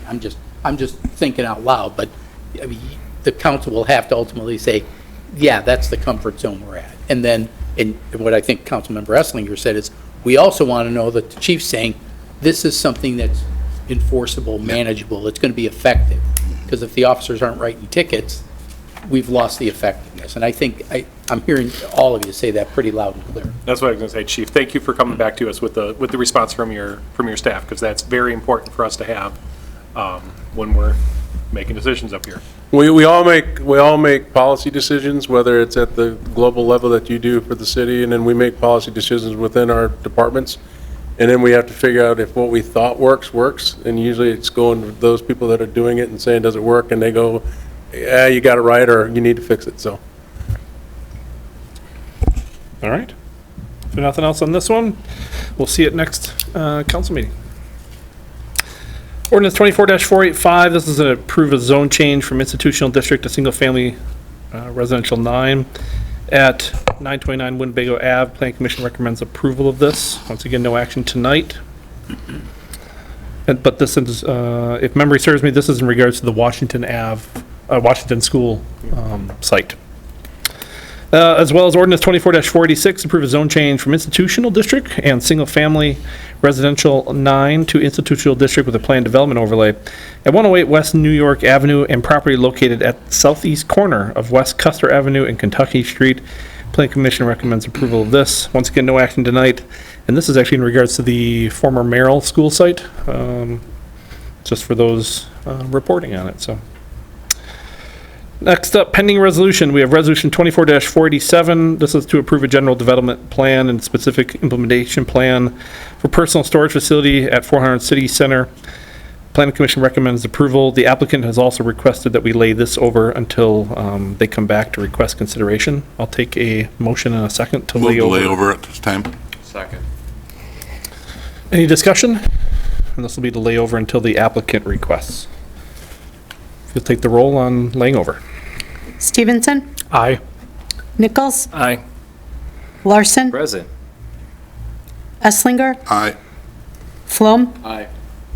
Bulow? Aye. Mughawar? Aye. Carried 6-1 present. We have a few new resolutions. Resolution 24-488, approved tax increment finance closure policy. This is from the Long Range Finance Committee, and they recommend approval. If no one registered, I'll take a motion and a second. Move it. Second. Discussion from council. Otherwise, I'll maybe ask Finance Director if she'd like to provide a little commentary on this one for us. Sure. There are a couple TIF districts that are due to be closed within the next couple years, so this is one of the items that Finance and Community Development thought we should look at, so we brought it to the Finance Committee. Our main goal with this revision is to create basically a reserve fund. So when the TIF district closes, and if it closes in the positive, each taxing jurisdiction gets a piece of that positive balance. So the city's portion, we are recommending be put into a reserve account for any potential negative TIF closures where they're actually in the negative. Because if a TIF closes in the negative, that sole burden falls on the city. So this is basically coming up with a reserve policy in case that happens in the future. We thought this would help us in bond ratings and different things like that, and just have a secure policy going forward. I appreciate you and Long Range Finance taking a look at this. Currently, so as you mentioned, if a TIF ends with a positive balance, we distribute it out appropriately. Whatever balance is left over for us, that generally would just go to the general fund. Is that correct? Or where would that typically go if we didn't do what you're asking us to do? In the past, it had gone towards some of the housing initiatives. The housing initiative, I believe Kelly's coming up to discuss, she was under the impression that it did not need any additional funding at this time, that it was well-funded. It's actually the revolving loan fund. No worries. We have a lot of initiatives going on. We had three large TIDs that closed about 10 years ago, and at that time, we wanted to start a revolving loan fund with our businesses. That's a revolving loan fund that GoEDC actually administers for the city. So those were funded initially with the proceeds that the city had after 3 TIDs closed. So with that, when we were looking, we have about 6 different TIDs that we're looking at closing. We're working with, obviously, our financial consultant, Ellers, finance department, and city manager Roloff. So since we didn't really need some funds in our revolving loan fund because it's actually doing very well, we were looking at, obviously, we have a couple TIDs in our 2 industrial parks that aren't doing as well. So we want to make sure that we're protecting the city if we have some additional dollars that we could potentially put in those TID funds. And then if there are funds left over, we did include other economic development activities to help fund, including housing in that also. Thank you very much. Appreciate that a lot. Any other questions from council? If not, I'll take a motion to approve. Or it's already on the floor, excuse me. If you'll take the roll on 488. Stevenson? Aye. Nichols? Aye. Larson? Aye. Esslinger? Aye. Flom? Aye. Bulow? Aye. Mughawar? Aye. Carried 7. Resolution 24-489, this is to amend the 2024 fees and charges schedule for recreational burning permit fee. I have no one registered to speak. Move it. Second. Discussion. Deputy Mayor Bulow. Well, I'll be consistent. I'm still a no on this. Last week, or 2 weeks ago, last meeting, we all unanimously stated that we wanted the education to continue. We wanted the permit to continue. But several people didn't want the fee, and I totally understand that why. But this is the mechanism that allows that education and that administration of that permit, which gives the education with it. So I'll be voting against. Councilmember Nichols. Thanks. City Manager Roloff, I just have a couple of questions, if you don't mind. We've talked about this a little bit. But does the city have any other permits that we issue where it's a $0 fee? The only one that I can think of is that we have a 0 fee for block party requests, and that was a policy decision made by the council to encourage those activities. So that's the only one that I can think of. Yeah, and thank you. And I think that's a little bit different because it's a community event. That just feels different to me. But I guess as I think about permits, I think if council says permits are required, there is an administrative cost. It takes staff time to actually issue that permit. In this case, actually issue the education. I don't have that wrong, right? This isn't a free permit that there's no cost shared by the city to actually issue. Is that right? The only cost is somebody to go out and physically meet with a resident and say, here, explain the rules and stuff like that. Sure. So it's somebody from our Fire Prevention Bureau, either Chief Bending or one of his lieutenants. Yeah, and I believe the chief mentioned that because there's a process where someone doesn't apply online, they can come in. There's an administrative cost to actually entering in the information. Did I remember that right? Yeah, there's there's that too. Okay, thank you. I agree with Councilmember Bulow here. I think that if last meeting, we unanimously agreed that a permit makes sense here. I think to be consistent with all of our other policies, we should charge a fee for it just to recoup those administrative costs. This is an optional exercise for people in Oshkosh to use, and so I'll be a no here. Thanks. Councilmember Larson. I've got a slightly different counterpoint. As I said last, we're all reiterating the same things. I have full faith in the chief and the fire department to get out safety information as needed to people, and I take issue with there being a permit that only exists, the fee exists just to cover the cost of getting the information out to people. I think we can do that without charging people to do it. Does every time you get a permit, somebody comes and explains in person? Mark, is that what you just said? I don't think it happens in every case, but Some. Yeah, Okay. some of them. So I guess I'd be curious to know, and I'll be a yes, because on principle, I think it's the right direction to go, but I don't know that the entire expense of this program equals what we're charging folks for, and that's where I have a hard time with it. Councilmember Esslinger. Thank you, Mayor. Mr. Roloff, we don't charge a fee for someone coming in, paying their taxes or water bill, do we? No, that's a charge, so, I mean, there's a fee for the service. Well, it takes staff time, right?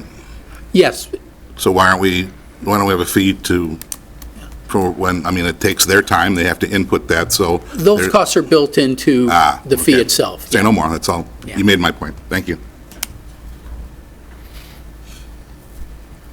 Any other discussions on the topic? Questions? Sure, I'll chime in. Councilmember Stevenson. Yeah, I'm still in favor of this. I do think it falls under just our regular staff duties. I think the amount of administration that goes into this is pretty negligent. I think to what Paul was maybe trying to get at is there's a lot of services the city provides that we don't charge fees for. We're not McDonald's. We don't charge you for every single thing that you purchase from us. It's just kind of how it is. You pay taxes. And I think to the other point, I know a lot of my friends, I don't want to throw anyone under the bus, but they don't have this, and we have fire pits, right? So I think that if we make it $0, I think more people are going to be apt to get this, more people are going to be apt to read the rules and educate themselves on it. So to me, I think this is both. This is maybe helping folks out, not having to pay for this, but I think the bigger part is the education part. It's saying, hey, come and read this thing to tell you where to put your fire pit, what's safe to burn, and what shouldn't be, where you shouldn't be burning. I think some of the comments that I've gotten from people that are against this are people are burning tires in their backyard. Okay, well, if you read our permit, you would know that you're not supposed to burn tires in your backyard. People are burning stuff on their front porch. Well, if you read the permit, you would know you're not supposed to burn stuff on your front porch. So I think this gets a little bit to people just need to read this stuff. So $15, I'd like to make it $0. That's where I'm at.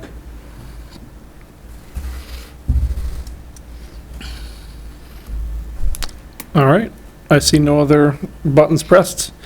If you'll take the roll on 24-489. Stevenson? Aye. Nichols? No. Larson? Aye. Esslinger? Aye. Flom? Aye. Bulow? No. Mughawar? Aye. Carried 5-2. Next up, Resolution 24-490, approve the 2025 to 2034 capital improvement plan. I have no one registered to speak on this. I'll take a motion in a second, please. Move it. Second. Discussion. Councilmember Flom beat Councilmember Larson to the button there. So my biggest qualm with this is in regards to the $30 million for City Hall in 2026. It's, in my understanding, after doing a number of capital improvement projects on both the public and private side, that these are policies, these are not ordinances. And so in terms of us adopting a CIP, knowing that there is interest from myself and other council members about potentially relocating City Hall and just the future of City Hall generally speaking, I did speak with City Manager Rolhoff about this. I'm uncomfortable with pre-positioning $30 million, even though it's just a plan. It's not an actual, it's not an actual appropriation yet. In moving forward with this, before taking a look at the potential architectural feasibility study for moving City Hall.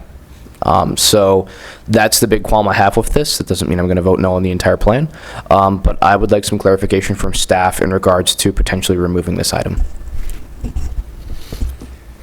The council can certainly add or remove anything. It's your plan that you ultimately adopt.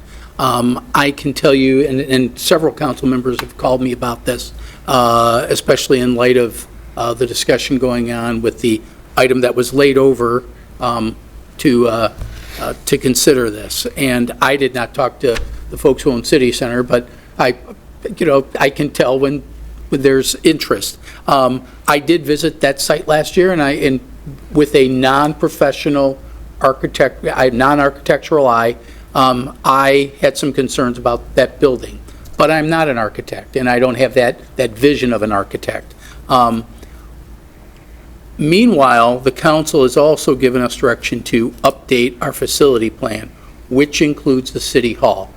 And originally, the idea was going to present to council prior to next year's capital improvement plan was, here's the study from 2017. It needs to be updated. The $30 million figure was merely a number that I directed staff to put in. It was a $15 to $17 million estimate from 2017. Given the inflation that has been occurring with building projects and some of our recent experience with our Parks building and the Lakeshore shelter, I was like, I think we need to double this number. It is not, so in other words, you don't necessarily, and I take no offense, you don't necessarily want to trust that number.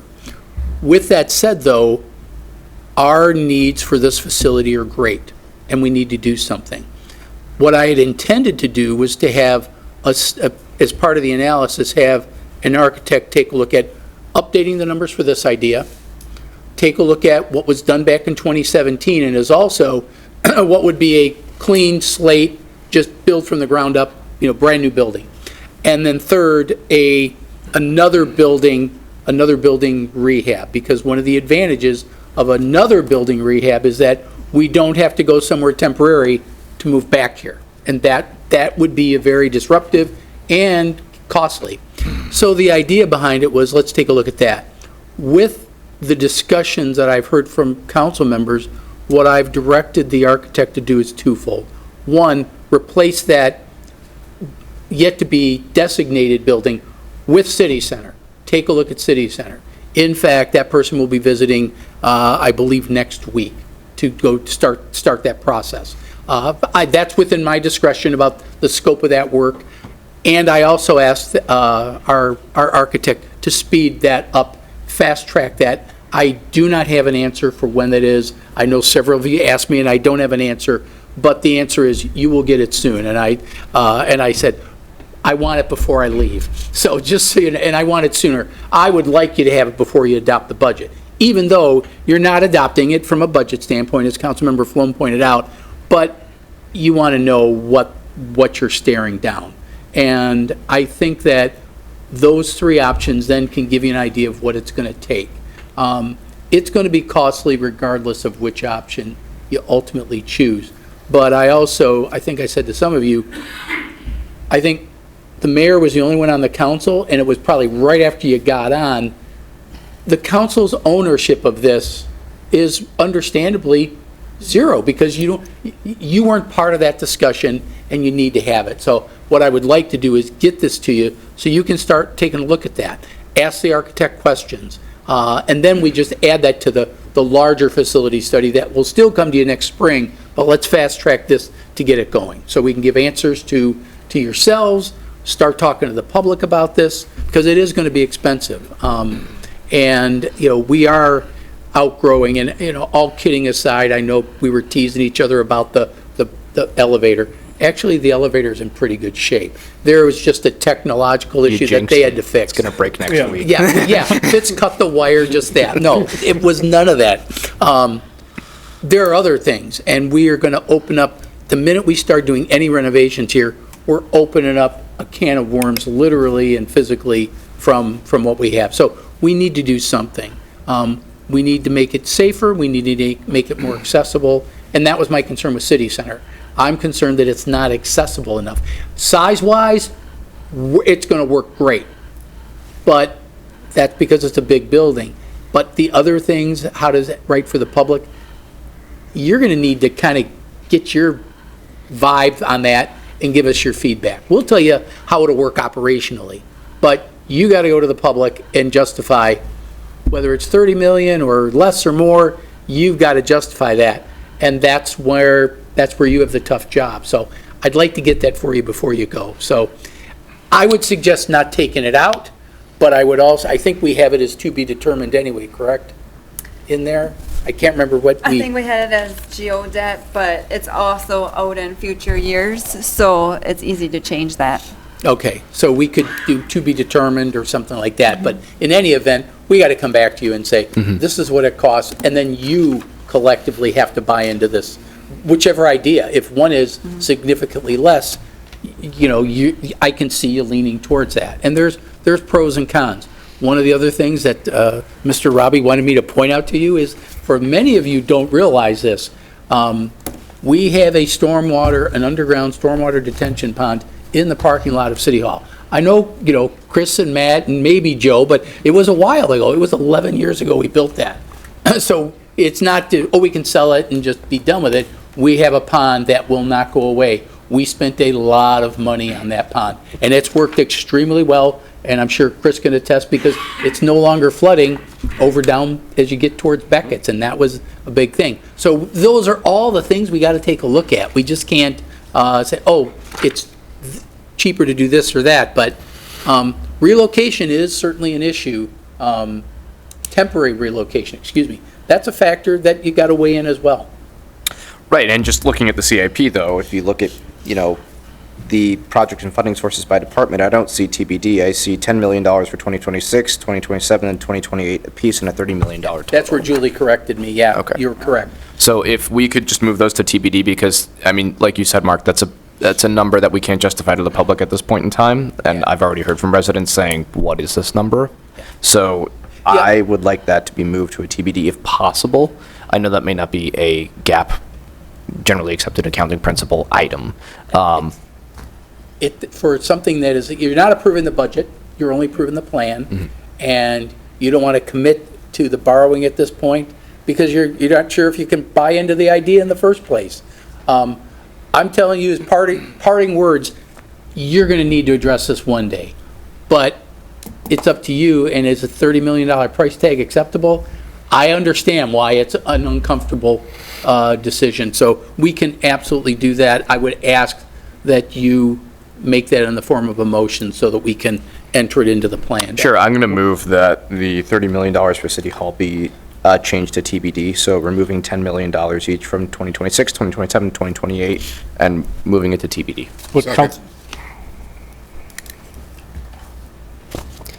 I was only going to ask if Councilmember Flum wouldn't mind holding on that to allow other people to speak before we get into the amendments and to come back.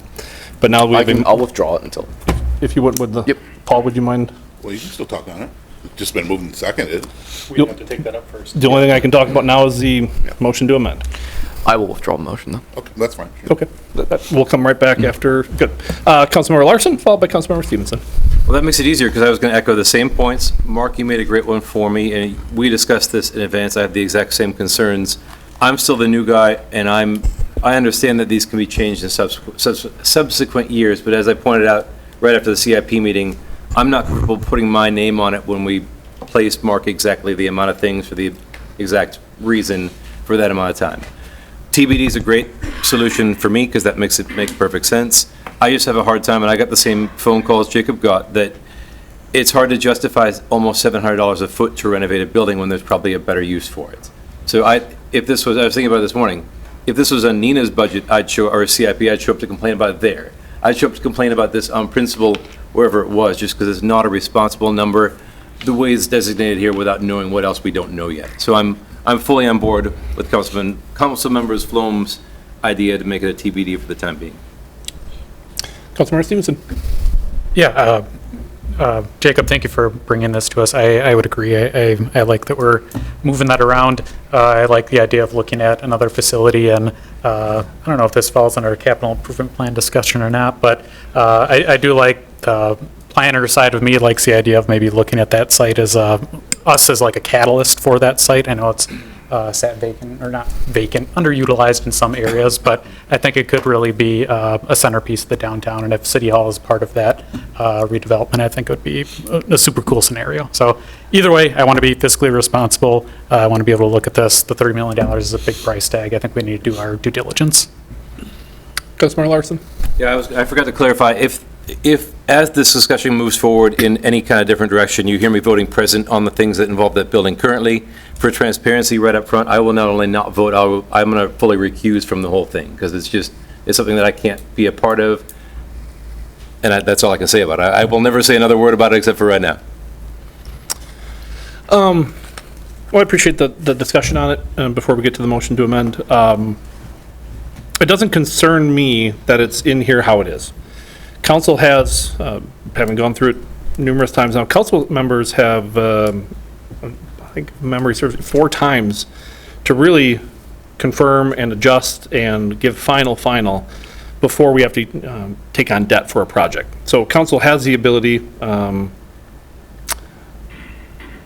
even say yes to something now and say no to something later. And as it's been pointed out, this is just saying, this is the plan that we're going forward in 25, and by the way, here's what we're hoping to do in 26 and beyond. And we're not allocating any funds. We're not tying this council or future councils to debt or to even proceeding with any single project in there until final's been given in November, and then even beyond that, we still have to say okay to take on debt in the new year. So it doesn't concern me with how it's in there. I understand I can understand the concerns, and I'm fine with that. And putting it as TBD doesn't doesn't change a thing for me in terms of how this plan looks. So if that's council's will, that's completely fine. And I have zero concerns, and I'm sure finance would be just fine too. It has no impact on 25 and the projects that we're needing to move forward for sure. So with that, if there's nothing else, I think Councilmember Flom would like to make a motion. Yep, I will motion to change the $30 million for City Hall on page 1 of the projects and funding sources by department to TBD. So taking 2026, 2027, 2028, I know they say $10 million a piece there, changing them all to TBD, TBD, TBD, and just $30 million to TBD. Second. Discussion on that motion to amend? I'm sorry, was Councilmember Esslinger second? Yes. Thank you. And when you're ready, if you'll take the roll on motion to amend. Motion to amend. Stevenson? Aye. Nichols? Aye. Larson? Aye. Esslinger? Aye. Flom? Aye. Bulow? Aye. Mughawar? Aye. Carried 7. Back to the resolution as amended. If there's no other comments on it, we'll take the roll on that. Stevenson? Aye. Nichols? Aye. Larson? Aye. Esslinger? Aye. Flom? Aye. Bulow? Aye. Mughawar? Aye. Carried 7. Next up, Resolution 24-491, approve tax incremental district number 44, project plan. Designate tax incremental district number 44 boundaries. Create tax incremental district number 44, Northwest Oshkosh expansion area. Plan Commission recommends approval. I have no one registered to speak on this. I'll take a motion. and a Move second. it. Second. Discussion. Councilmember Nichols, you're up first. Yeah, thank you. I'm super excited that we're going to put this TIF, or I'm supporting this TIF in place. I'm assuming we'll go one direction. I guess we'll see. But I've seen a lot of focus on Central City and kind of the lakeshore area, and I think that the obvious next place for growth is Northwest Oshkosh. And so I like that we're going to take a, if you build it, they will come mentality while also driving development everywhere. So I'm super excited we're doing this. I appreciate city staff looking for a new solution. This is the first time we've done it of this kind, is my understanding. So it's a good thing. I'll be a yes here, and I'm excited about it. Excellent. Councilmember Stevenson. Yeah, I echo DJ's sentiments. I think this is our growth corridor. I think this, from all the boundary agreements we have, the lake and everything, we're a little strained in. When people talk about wanting to grow our tax base, it helps reduce taxes for people. It helps keep us economically advantaged. It helps just a plethora of things. So being able to grow this kind of northern area and really start to fill it out, I think is a super good idea. And I really like the developments that we could see in the future. Councilmember Flom. Thank you. Director Nyforth, quick clarification questions for you. I know that you addressed them at the last meeting regarding this. So can you explain the difference about what an infrastructure TIF is versus a PAYGO TIF for the people at home? Absolutely. The type of TID that we are proposing right now is more of a city-initiated TID. So we are looking to use the increment that is going to be generated primarily for the use to install infrastructure needed to serve the developments in that area, to really have it fully grow out to what it potentially could be. So in the past, we have done quite a few PAYGOs, but this is different, as we've heard. So it's something that we haven't done too often, and with some of the pending development in the area, we are certain that we will be able to capture some of that increment to install the very much needed infrastructure needed to fully grow out this area. Excellent, thank you. And just echoing the other two council members' support of this, I'm excited about this too, given the fact that we are pretty landlocked as a city. This is kind of our only way to grow. So excited for it. Well, I'll second their kind words. I think this is it's unique. I think it's great for Oshkosh. I think it's great that city staff is looking, towards our future, trying to plan for it, trying to incentivize, that if we get this infrastructure, kind of as Councilmember Nichols said, if you build it, they will come, hopefully, right? But putting this infrastructure in, getting this set up, so that way we've got a well-rounded development area to expand in, I think is a great thing. We all recognize the need for housing at all ends of the spectrum and everywhere in between. And this should, over time, nothing's quick, but over time help address those needs in the city. So appreciate all the hard work on this, appreciate the idea and the creativity. So big yes for me as well.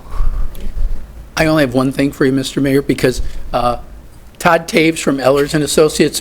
Several of you have not met him yet, and he drove all the way up from Milwaukee. I want to make it worth his while. Todd's been working with us. He's probably one of the foremost authorities on TIF financing in the state of Wisconsin, and he's helped us on all of our TIFs since he's been with us. And when the previous person who worked on TIFs said he was retiring, I said, you can retire if we get Todd to do our TIF work. So Todd's here because he really does know his stuff. And since your first time meeting him, I just wanted to make sure you got to meet Todd. Well, welcome. Thank you, appreciate the introduction. Yep. Any questions? Anything you want to provide on this as well? And this is unique.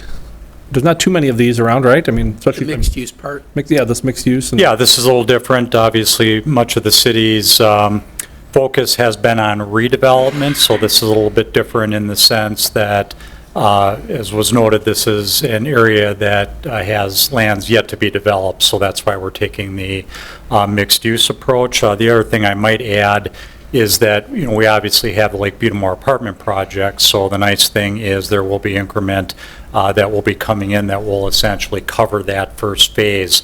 And in the project plan, we phase this infrastructure, so the intent is to really match the expenditures as the increment is available so that the city's not extending itself and having the potential for debt service associated with the public improvements without having the increment to pay for it. So this provides that framework to really match the demand with the infrastructure, and while there are no incentives that have been agreed to, the plan also does provide the authority for the city on a demonstration of need and a development agreement to pay incentives as well. So it should give you a lot of flexibility.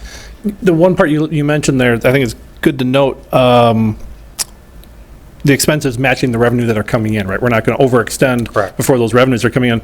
And I'm not poking fun of some of the industrial park TIDs or the airport one, for example, but that's a severely underperforming one that we extended and we're paying debt on it, and yet we don't have return.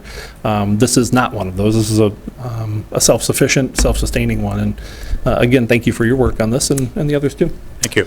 Deputy Mayor has a question, I think. I just wanted to say, I think I talked to Director Nythforth before, and the thing I love most about this is we get beat up occasionally for being reactive, and, people like to send us emails that we're behind the eight ball, and this is one where we're really looking forward and being proactive and forward-thinking, and so just thank you for your work on that.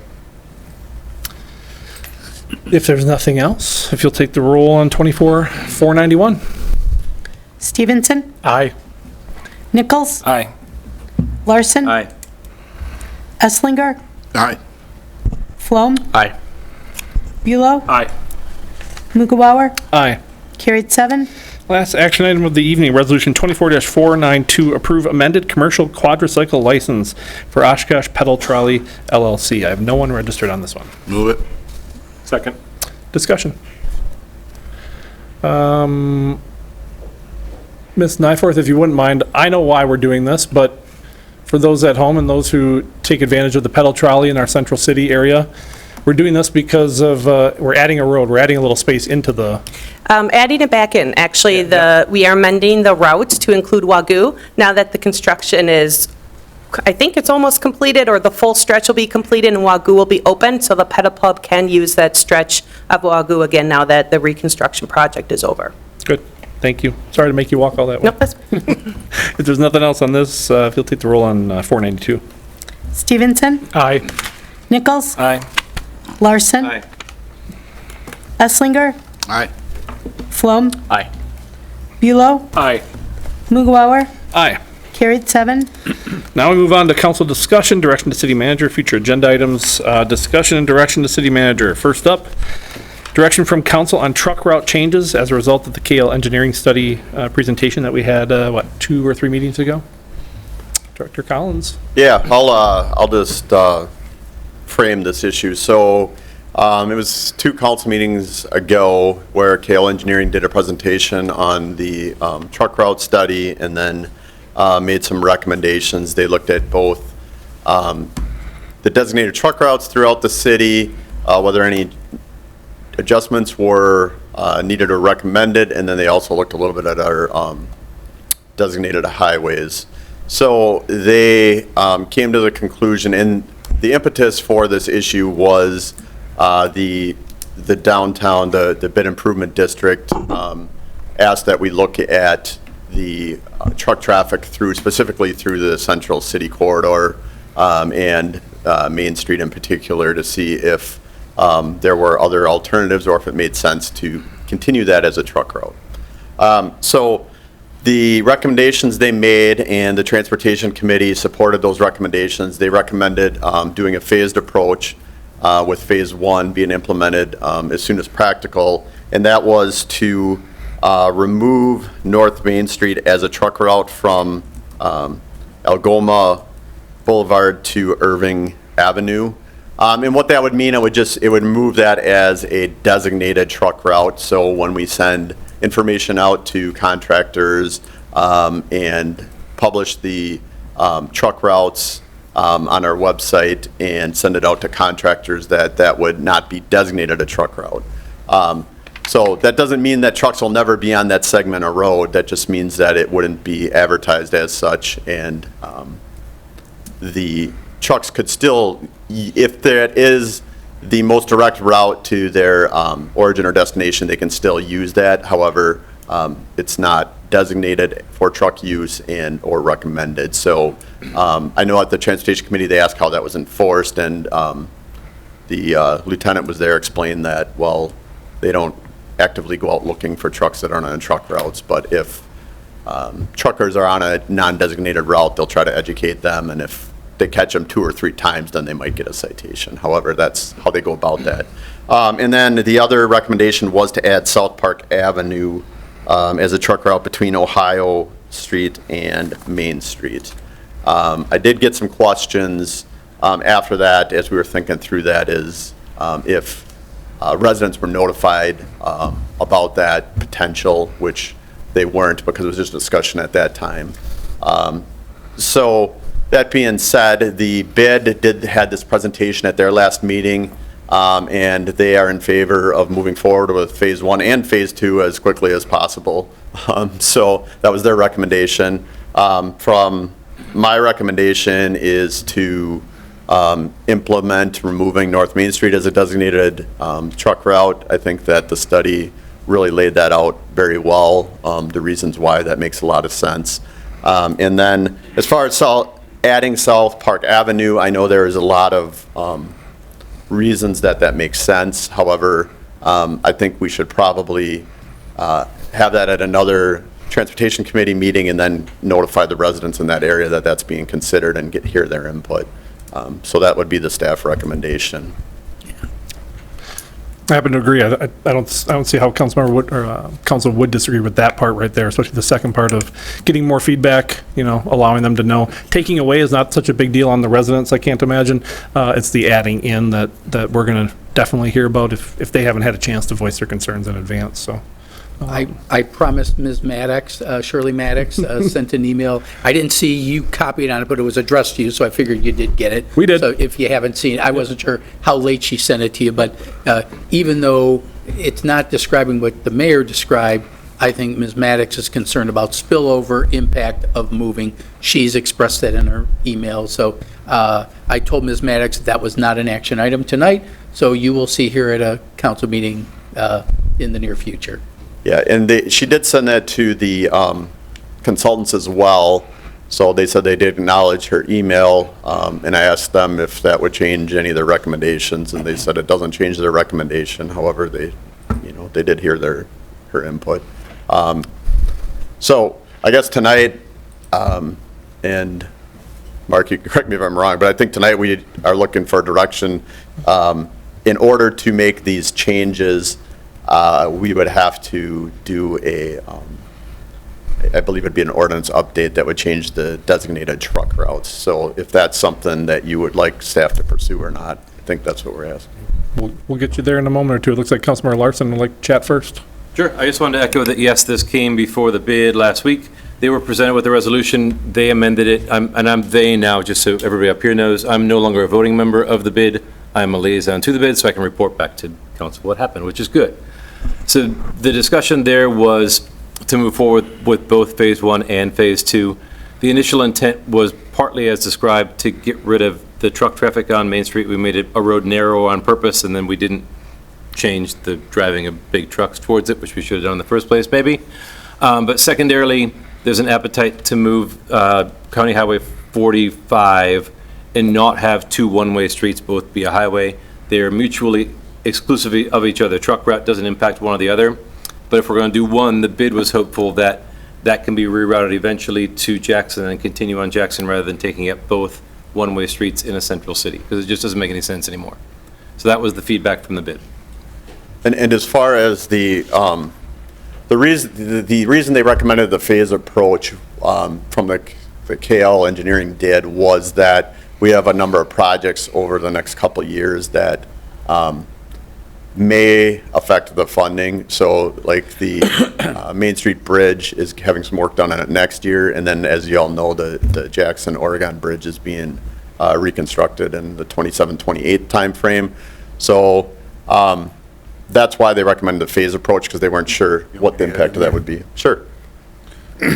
Yeah, as Jim mentioned, there are a number of projects, and even some more that Jim didn't mention, that would actually be impacted by changes to the connecting highway route. We've been working with DOT on South Main Street, as well as the remaining part of Oregon Street from 8th to the bridge, and Jackson Street just north of the bridge. Both of those funding sources would go away if those connecting highways are moved right away. So there is a lot of impacts that we have to look at, and that's why, as we've met with KL, they're like, well, let's take this a little bit at a time and see how the impacts are. Councilmember Stevenson. Yeah, do you have any idea of what spillover onto adjacent roads is? Do the consultants have a number at all, or?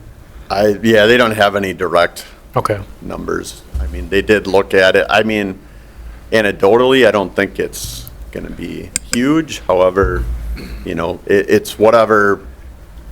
And the majority of the truck traffic that's on North Main Street now, I know Mr. Staples said, obviously that he's one of the heavier origin destinations for that section of the road. I don't know, James, if you have a feel for it, but Well, I think some of the other things we heard from the stakeholders is, because we did have a number of stakeholder meetings, and some of them included, the freight liners in the area, and, they were quite supportive of that change off of North Main Street. Sure, yeah, I was more just curious. I don't think trucks should be going through our downtown regardless, but if the consultants have any of that data, if they don't, I guess don't worry about it, but I'd like to see if there is any sort of, this is maybe what the impact might be, but. Yeah, I'm not familiar with any Sure. ways of analyzing that from my transportation background. I don't know if they've, if there've been any new methodologies that they've come up with, and I think that's why, as Jim said, they looked at it, but they didn't really see it as a huge concern. Okay. Councilmember Nichols. Thank you. You all are the logistics experts, so I trust you on the logistics side. I agree with Joe that I don't like trucks through downtown, so that's not a logistics answer. That is a opinion answer. Yeah. I guess my only question that I really have, practically, I know you said that there's some kind of cause and effect for changing some of the routes immediately versus later from now. If we realize that spillover is greater than we anticipate, or if we realize we've made a mistake, is it as easy as just switching it back? Or is it more difficult than what I'm saying? I'd say truck routes, yes. Designation of U.S. highways, no. Okay. But, we've been known to change that U.S. highway. There are many places through downtown that highway has been, but the truck route thing, I think, that's a council action, pretty easy. Okay. Yeah, the truck route thing is an ordinance. The connecting highway changing designations is a much more involved process, and as city manager indicated, it has happened.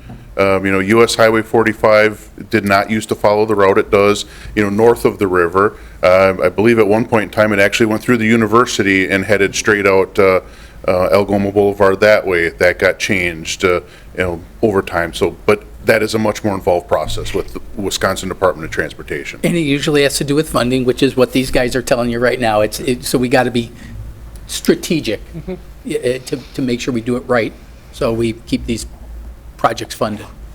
Deputy Mayor. I just want to be clear because I think some people may have this mixed up, not, that have talked to me about it. If I was a downtown business and I ordered something that came in on freight, like, they could still come down there, it's just not designated as a preferred route for them to travel. Correct. Trucks are allowed to take the most direct route from a truck route to their destination and then back to a truck route. So, there are a lot of businesses that are not on truck routes that get deliveries from heavy trucks. Right. That's perfectly legitimate. Councilmember Flom. Thank you. And excuse my ignorance, Director Collins and Director Robbie, on this one. But what are our options and monitoring mechanisms for looking at potential spillover traffic? So how can we really quantify? I'm sure we have ways to do that. Seeing how many more trucks would be going up and down a certain road after this truck route study is implemented versus before. I'm sure we have ways to do that. I just was curious about how. The only way that I'm aware could do that is we would have to do some type of truck count. You'd have to do a study of, and you could do it, two-way. Basically, some of them use cameras, and there's a couple different products, and then we've used something called Mile Vision in the past, where we have cameras, but then we have to pay to have that data analyzed, and it'll tell you how many trucks are there. Or you can use tube counters. They're not as accurate, but you'd have to do like a pre and post, some type of vehicle count to determine how many trucks were there, and then you'd have to select some locations to do that. Okay, so we can't do that. We wouldn't have that capability built in. We would need to implement that, pay for it, and monitor that over time. Okay, Yes. thank you. We do have tube counters. Our tube counters are very old. They do work for car counts. I'd be a little leery of how accurate they'd be for truck counts.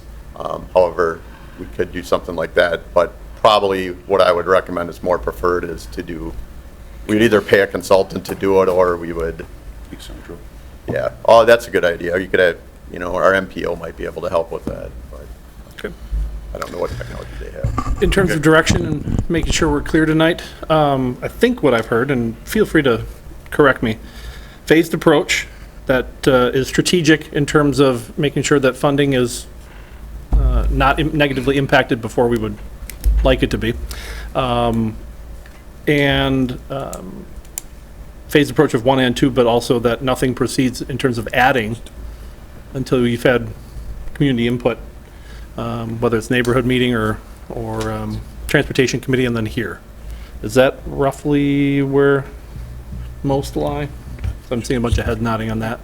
And so that would mean we wouldn't bring back the South Park because we want to do the neighborhood meetings Correct. on that, but we would bring back the South Main Street, like somebody said, I can't remember who it was, but And whether it makes- removing's easier than adding. And it's up to you guys, and whether, to me, it's up to you in terms of whether you do it, part 1 and part 2, or you wait on removing until, I don't know the logistics of anything else. If it makes more sense to do it all at once, that's up to you guys. I think it would probably be easier to do it together versus, as these are ordinances, if we separated them, you would have these ordinances on 8 to 10 meetings in a row versus 2. Council okay with that? Yep. I see a whole lot of head nodding, so. Oh, okay. I'm nodding. Okay, I thought you were I thought you were I was thinking about how adding. we'd have 8 meetings on it. Go ahead. Yeah, I mean, logistically it'd be easier to do them together, but, that's assuming we're gonna do both, but either way, we could do either both or one or neither, but yeah. It'd be as simple as like you're used to with, when I bring traffic ordinances, it's gonna be 2 readings and go from there. How you see fit as best to bring them forward would be appropriate, I think. Okay. I apologize to staff. Usually I always take a break at 8 or before we move into council discussion, so I'm sorry for that. I think we only have, the liquor license one should be the most talked about for the remaining part of the agenda, so if we don't mind, we're going to power through this one and hope to wrap up quick. Next one, disposition of remaining combination Class B liquor license. This is from Councilmember Larson. And I'll try and be short. So without a lot of background, because I think most of us know it anyway, Mr. Regenberger was here, which is a good start anyway. This started about almost a year ago, when we realized collectively that there were 2 licenses remaining that can be allocated for Class B combo. And there was some debate about who would get which one. Ultimately, what happened was the city staff decided to not issue any of those two remaining. This was last January, I think, City Manager Roloff, correct me if I'm wrong, in that neighborhood. Yeah. And since then, we, of course, haven't issued any. Previous council didn't discuss it from there. There was no vote on it. There was no procedure to discuss it, just stopped. I think we were waiting to see what the new state law was going to be, and it didn't do a ton. No, it didn't change much anything. Yeah. A little bit of fermented beverage classification, but nothing else beyond that necessarily. So effectively, we have two that can be issued. They're very valuable. If we don't issue them, we can't use any other mechanisms that exist when municipalities are over quota, and those exist as well. So at current, we are in a limbo where we have no tools to attract bars, restaurants, hotels that might want a liquor license because we don't have a policy to do with, we don't have any idea what we'll do with the two we have, and we can't invoke any of the beyond quota tools that exist as well. So my hopes are that we can have a discussion, ideally to dispose the ones we have currently to the people who've been waiting for them would be my opinion, but it's not only up to me. So this is the opening of that discussion so that we can move forward in a manner that we can do better things with these tools. Good discussion. I appreciate you bringing it up. Hopefully somebody's prepared on the topic. How many applications do we currently have that are active for people wanting liquor licenses is my first question. Yeah. We have 4 interested parties in liquor licenses, and we have 2 available. Okay. As Councilmember Larson pointed out. So the math don't work, right? And I want to at least reference how we got here a little bit. Our current model that we're kind of operating under, it helped us get through the last 5 years, roughly. Yeah. Because otherwise we would have been at this point 4 years ago, where we had none available, definitely. So it helped extend it out, helped extend out before we had to make these tough decisions as a council body. The interesting part is going to be, you have 4 applicants now, and I'm sure all 4 are worthy. But all 7 of us are going to value different things in terms of who should get those. So I know people don't like it when I refer to the pageant contest that could occur, but that's what's going to occur, and I'm fine with that. But do we want city staff making a recommendation to us, which is normally what would occur, or do we want to have that, or do we just want to handle that? Because I think that's where this comes down to, like, how do we want to move forward with what we have available? Councilmember Larson looks like wants to respond. Yeah, I'll give, because City Manager too. Councilmember Larson and I have talked about this a little bit. A little bit. A lot of it. Okay, I was trying to be polite. Chris has talked to me a lot about it. One of the things that you could also do is try to develop some criteria about what priorities are there. Then you can kind of do a combination. It's not the beauty pageant as we've talked about, and I think Councilmember Esslinger has many memories of those types of beauty pageants, and those are very awkward and difficult situations. Another way to do it is you give us some criteria which kind of says, well, these are the ones that, these are the types of licenses. For example, I mean, there's one way to do it is just first come, first serve.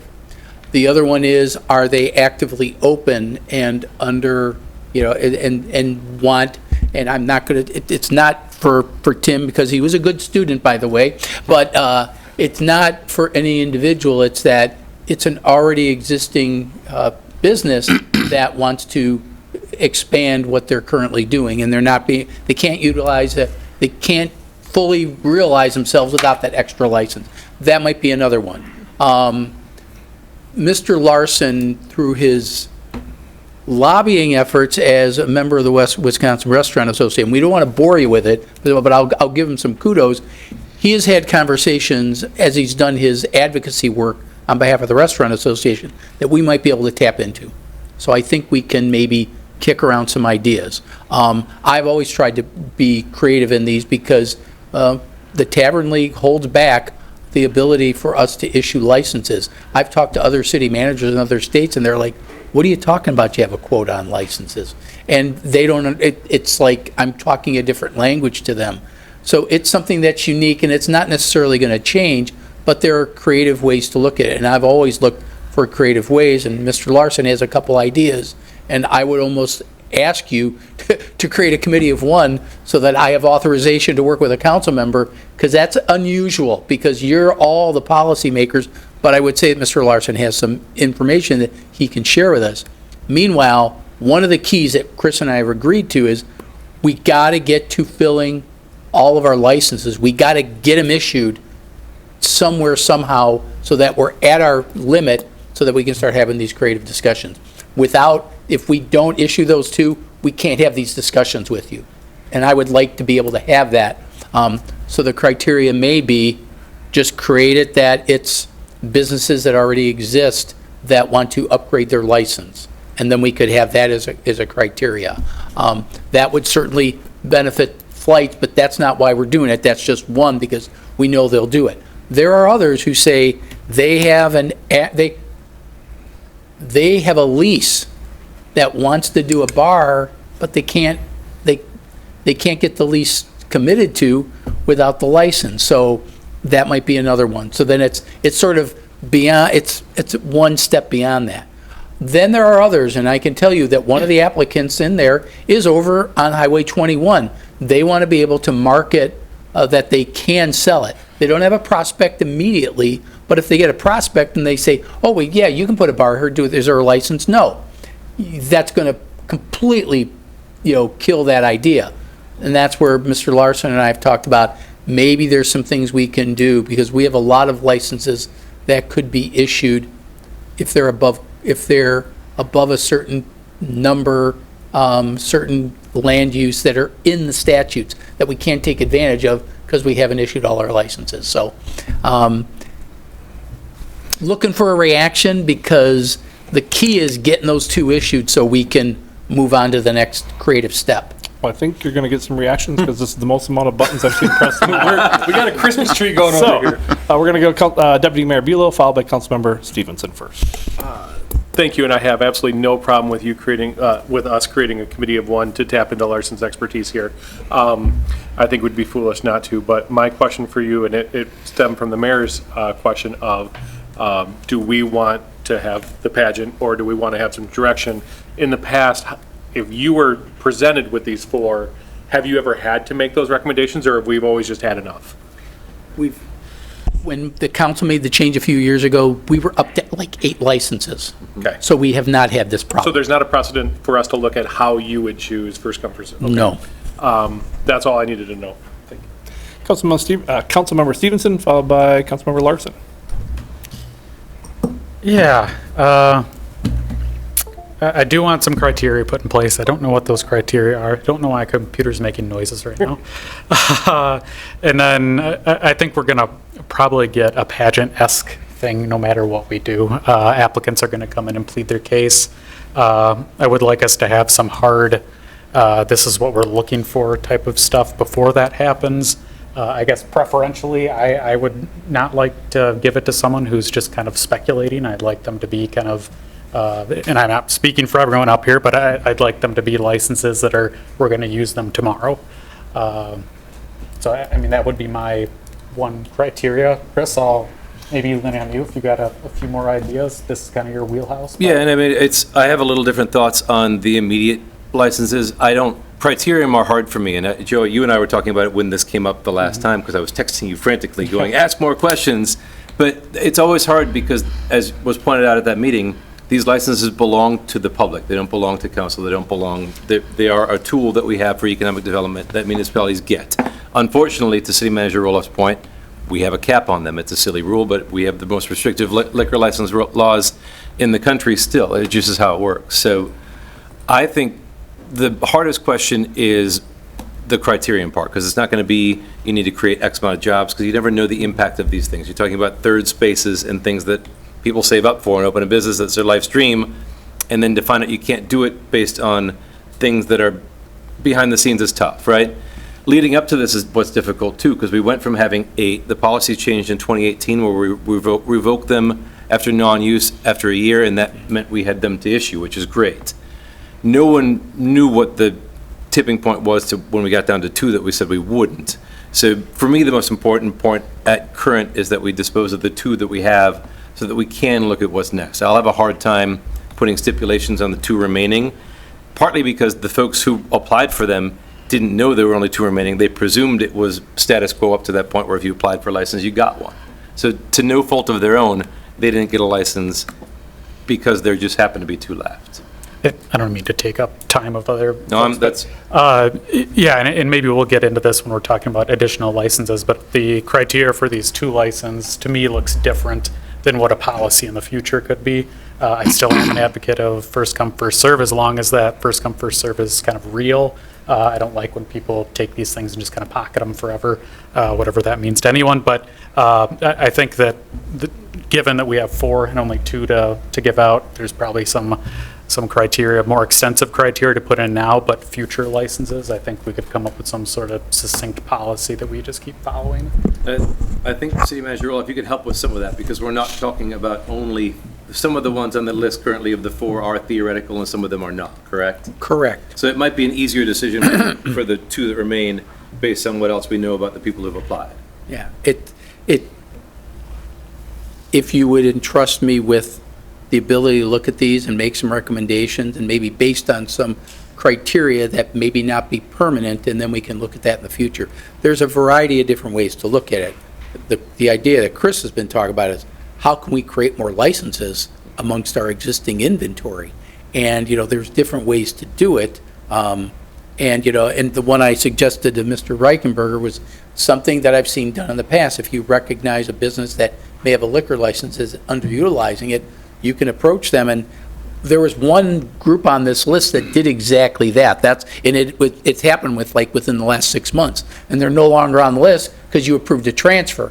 You didn't know what was going on, but it happened. It's not that it's a secondary market, but people can transfer from one to another, and it's subject to council approval. And that's what I was suggesting to Tim, but he was like, well, I don't know everybody. I'm just a guy who just wants a liquor license. So I think I can come back to you and give you some suggestions, but we can't have the discussion that Chris is talking about until we've issued those licenses. I mean, we can sit and speculate and talk, and I think we should, but we got to get rid of those 2 first. And it makes it sound like get rid of them, we're unloading them. No, they're extremely valuable. And so we need to do that to have this discussion. And to that point, the transferring one license from an underutilized to one that needs it is a much easier conversation to have when we're at quota. Yeah, and then the other part is, are there people who could get an exemption that currently just have a regular license? And in the past, and I don't want to get into details, there's a couple ways we can look at this, and I'm certainly willing to be creative about it, and based on, and I jokingly said to Chris, it's like, the people at the DOR will tell you one thing when you're there on your advocacy group, they'll tell us something totally different. And not that they're telling us 2 different things, but they're giving themselves wiggle room. They want to try to accommodate it when it's somebody like Chris asking, but when somebody like us is asking, they're very careful, and it's like, well, but we'll tell you when you're doing something wrong. It's like, that's not really helpful to us. Do you mean to tell me the state gives poor direction? Chris knows what I said, and I stand by those words, but we won't repeat them tonight. I'm with you. Councilmember Larson did have his button pressed. Did you? Nope, I unpressed it. I'm good. Thank you. Councilmember Floam, followed by Councilmember Esslinger. Yeah, I'd just like to kind of echo those points. I mean, we need to get rid of these 2 in order to have that larger policy discussion about what to do once we're at quota. So in terms of the criteria for those, I know that other council members have gone over that. I kind of prefer the actual versus the theoretical in this regard, and I know that this is a very different conversation versus the traditional way we dispense with liquor licenses. So given that that's the case, I would just like to stress for the people at home and for other business owners that this is not something that I view as a way to carry forward with liquor licenses, generally speaking, but just because this is a very special circumstance, and I'd like to thank Councilman Larson for talking to me about this. This is something that we need to kind of get a move on with. So City Manager Roloff, if you'd like to take a look at those and give some recommendations to us in a future meeting, I'd appreciate that. Thank you. Councilmember Esslinger, followed by Mr. Nichols. Thank you, Mayor. I think we have 2 issues here. Number 1 is where we're at today with the 2 that we have and a policy moving forward. And as one who has had a liquor license, I do know the value of that. And as a council member who wants to see business succeed, I know that without having one, you're kind of crippled, and I'm glad, I know the gentleman's situation, and I've heard many, many good things about the establishment that he has, and so kudos to him. I'm sure he would love to have this to, increase his business. And so, talking about what we do now, I would suggest that the council be supplied with the applications of the, however many we have, and we review those, and are we gonna have a beauty pageant or whatever? Probably, yeah. But that's what we signed up for, this is what we do. And my criteria of giving out a liquor license might be completely different from Jacob's or Chris's or anyone, but that's how it happens. And however many votes you get to get it, some will get them and some won't. So that's what I suggest that we do with the two that we have. Moving forward, I think it might be best for when someone comes in and applies for a liquor license, the city clerk take that information and be given just like a one-sheeter. Just say, the city of Oshkosh currently has none, or has one or two or five, whatever it is, and they are issued by the city council. If you feel that, or you can contact any council member, because it would require a council member most likely to bring it forward. And I'm going to get into this about how council members put things on the agenda. I certainly want to hear the staff's opinion. I think it's very valuable. Why someone should or should not. The police chief, I know everyone goes through that. If there are any issues there. So I certainly want the staff's opinion, but when someone applies for one, then the council also gets that application immediately. Because I might get someone that applied for a liquor license and, hey, this is really good. We really need, this person needs to have this. And I would then call that individual and say, hey, I'm willing to sponsor your application for a liquor license, and I'll bring it forward. Can't say that you're going to get it, but I'll bring it forward and we'll give it the old college try. So I don't know, that's just, I guess, the method for moving forward, but to deal with the ones that we have now, let's review the applicants that we have. Maybe give it another, announce that we're going to give out a couple, we're going to vote on a couple licenses. If there's anyone in the public, give them a week or so, and then that way we're kind of up to date, so to speak, on someone that wants to apply for them, and then we get the information, and then if any council member wants to vote on one, say, I like this one, and then let the chips fall where they may. Councilmember Nichols. Thanks. I guess I just have a question. Are we going to get lucky, and if we look at first come, first serve, number one and number two are existing businesses? No. Okay. It'll be a mix, and I don't know the exact order. Yeah. Diane and I haven't discussed that yet. But I would say the answer is no. Yeah, Flights is more recent. Yeah. So, and I'm not trying to separate them, but your question is no. And Yeah. the answer to your question is no, yeah. Yeah, that's super helpful. By the way, Councilmember Flom and I went to Flights last Thursday, and we really enjoyed it. I'll just mention that because you're still sitting here. I just want to echo what others have said, that I think priority to existing businesses as we're trying to eliminate these two makes sense to me. I know you're looking for direction. And I know that we'll have different criteria going forward, so just wanted to add that. I agree with Councilmember Nichols on that, and the other council members who stated that similar position. Existing entities over prospectors. Yeah, thank you for the help on that word there. That's where I would go with that as well. That would ensure us getting those handed out in a fashion. And it's just an interesting, just listening to council up here. And this is an interesting group, and we have some interesting discussions at times. Trying to do this with a veil of ignorance, right? We're trying to say, do what's best, but yet we're trying not to see those names so that we're not judging the individual. So I think that's what we're trying to not do. It's just an interesting exercise to try to go through with that cloud or that cloak in front of us a little bit. I respect Councilmember Esslinger's position. Give them to us, bring them forward, and we'll figure it out.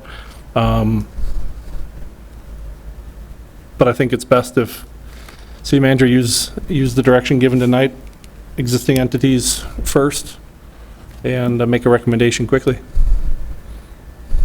Do you have? I think I counted past 4. Okay. Thank you. Future agenda items and workshops. Budget workshop number 2 is tomorrow night, so we've had a lengthy one tonight. 20 hours from now. Strap in, we're going to have another lengthy one tomorrow night. This is going to be directions on priorities from council, and this is at 5 o'clock, workshop room right over there.